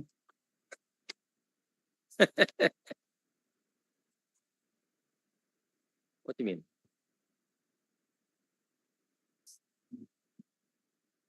Dapat wala nang matching. There's an issue of matching. So parang Swiss challenge siya, di ba? If you give up, you have to. But then that's no longer that's no longer a preference, di ba? Pagka ganon, in practice. Mr. Chair, yung pong nakalagay ngayon sa atin, ini-increase natin yung sa CA 138 na 15%, ini-increase po to 25% margin of preference. But from the House, by the way, 25. Apo. Our original draft is just to maintain the 15. And then yung pong baka papasok po dun sa Tatak Pinoy law natin. Yeah, Yun po but siya the one says 15 also, di ba? 25. It's subject po sa council. We did put a figure. We took it out. Initially meron yun eh. Kasi minamatch natin dun sa 9184. And now we're amending 9184. So, yeah. Mr. Chair, we still go back to the question, is it mandatory or not? Pagka na-identify, Mr. Chair, if the Tatak Pinoy Council would identify pharmaceuticals as one of those locally manufactured products, then it may be given preference. Kasi nga wala na pong limit, not 15%, not 25%, not 50%. It will all depend on the council po, on how they define preference po. Thank you, Mr. Chair. Should advise on that to push pharma. Kasi, I mean, it makes sense because there's a health component of PSAC and we have a lack of health professionals. The world has a lack of health professionals. So it makes sense. It's complementary from my point of view. I'm not an expert, but it seems complementary, diba? Medicines, professionals, facilities, diba? So anyway. And That's a Mr. larger Chair, it's question. also Yeah. it's also a direction towards self-sufficiency. Exactly. I know. We saw it how important it was during the pandemic, diba? Okay, anything else? Medyo nalalayo na tayo sa procurement. Mr. Chair, yeah, Attorney Larry. would just like to go back with the involvement of the ICT because as bidders, one of the challenges that we're trying to address or would like to represent here is the difference in qualifications of different LGUs because Attorney Dominic a while ago clarified that it's not applicable to LGU. But as we know it, the 9184 that we are trying to amend is the guideline and the Bible of LGUs when it comes to procurement as well. So it is also aligned with the streamlining and interoperability purpose of LGUs together with the national government. So we'd like to propose that in some way we can have it applicable or some sort of committee maybe with the LGU together with the DICT so that Madugo yan, ha? Madugo yan. Papasok kami yung mundo ng LGUs, magagalit yung mga yan. So, I don't think it can be done, honestly. I used to chair the local government committee. Marami kaming ideas dyan. Lagi kaming nasosop lang dahil may autonomy kami, di ba? That's one of those ideas na I'm almost 100%, 99.9% sure na sosop lang hindi ng mga LGUs yan. Oh. Sige po. Anything else? Ha? Tama ba? Yes, Mr. Chair. Okay, thank you. Of course, local fiscal. Baka kontrahin mo pa ako. Local fiscal For sa autonomy. inyo yun. Okay, anything else? Do you feel the draft is ready or how close are we to getting a bill? Honestly, what's the honest assessment? Because we want to do this right. It's kung every 20 years lang natin gagawin to galingan na natin, di ba? Malapit na, Mr. Chair. I mean, Lapit na. konting 1 week, 2 weeks, 3 weeks, 3 months. Mga may magalit sa atin. I know that your secretary is really pushing for this. So, how do we feel around the table about the draft? Oh. Attorney Dom, yeah. Yeah. I noticed there's no proposed changes in the concept of singular just completed contract. Only with respect to the SLCC concept. Okay. Yeah. Only with respect to innovative procurement and probably green procurement. This is relatively new. A lot of technologies will come in. Obviously, pag nagbid na tayo, baka walang similar or baka doon sa appreciation na yon, track record, sa etc. Baka tignan natin. May growing pains yan sigurado. Kasi from both supply and demand side. Yes. So how do we address that? Sir, kaya nga po we did not identify or define this in the law because precisely yung single largest completed contract, how you define similar, it changes and evolves eh. So it's up to the procuring entity, sir. Hindi naman po natin nakalagay yan even sa rules that similar contract has to be similar up to 90%. Wala naman pong ganun. It's really up to the procuring entity to be able to have the latitude. Including po the number of years, sila po rin po nag-identify ng track record na gusto nila at kailangan nila. Again, dapat po nakaangkla yun sa industry nung procurement nila. So, for ICT, mabilis po yan. So, baka hindi ideal you ask for 10 years yung track record niya. Technology related. For halimbawa po, projects as complicated and complex like a power plant, maybe you may want to consider a longer period. You don't want a new player perhaps joining you. So these are all flexibilities given to the procuring entity, not identified in the law nor in the IRR. Thank you. Does that address your concern, Attorney? Yeah, Director Santiago. Yeah, Mr. Chair, just to lay out the foundation po on why the procurement laws amended, and you mentioned, Mr. Chair, after 20 years now, or 21 years, it's now being amended. This new legal framework, Mr. Chair, on government contracting will truly provide for more parameters or avenues for government procuring entities to be able to procure, especially with the introduction of new modalities of procurement, and of course, introducing competitive bidding as one of the many other modes. Hindi na po siya primary mode of procurement, and of course, the introduction of what we call the fit-for-purpose procurement under the concept of proportionality. Malaki pong pagbabago ang ibibigay po nito, and then this will also help our economy churn production, churn labor, and then so that we'll be able to bounce back coming from the effects of the ill effects of the pandemic, Mr. Chair. This is a very good law po, and I think malapit na po, Mr. Chair. In 2-3 weeks po. Thank you, Mr. Chair. Thank you very much, Director Santiago. We acknowledge once again your very indispensable help here as a resource person. So yeah, but maybe isang pasada at how to simplify pa further and how to shorten periods, etc. So kasi catch up nga tayo. So Thank you. Thank you. If there are no other comments from the body, then we can suspend the meeting. And with a view to finalizing the committee report. Thank you. Thank you very much to all our resource persons and government officials, agencies who came, and from the private sector also. We'd like to thank our DBM Commissioner Ruby. Salamat for coming today. Thank you, ASCOMs, Riano and Relida. Salamat po.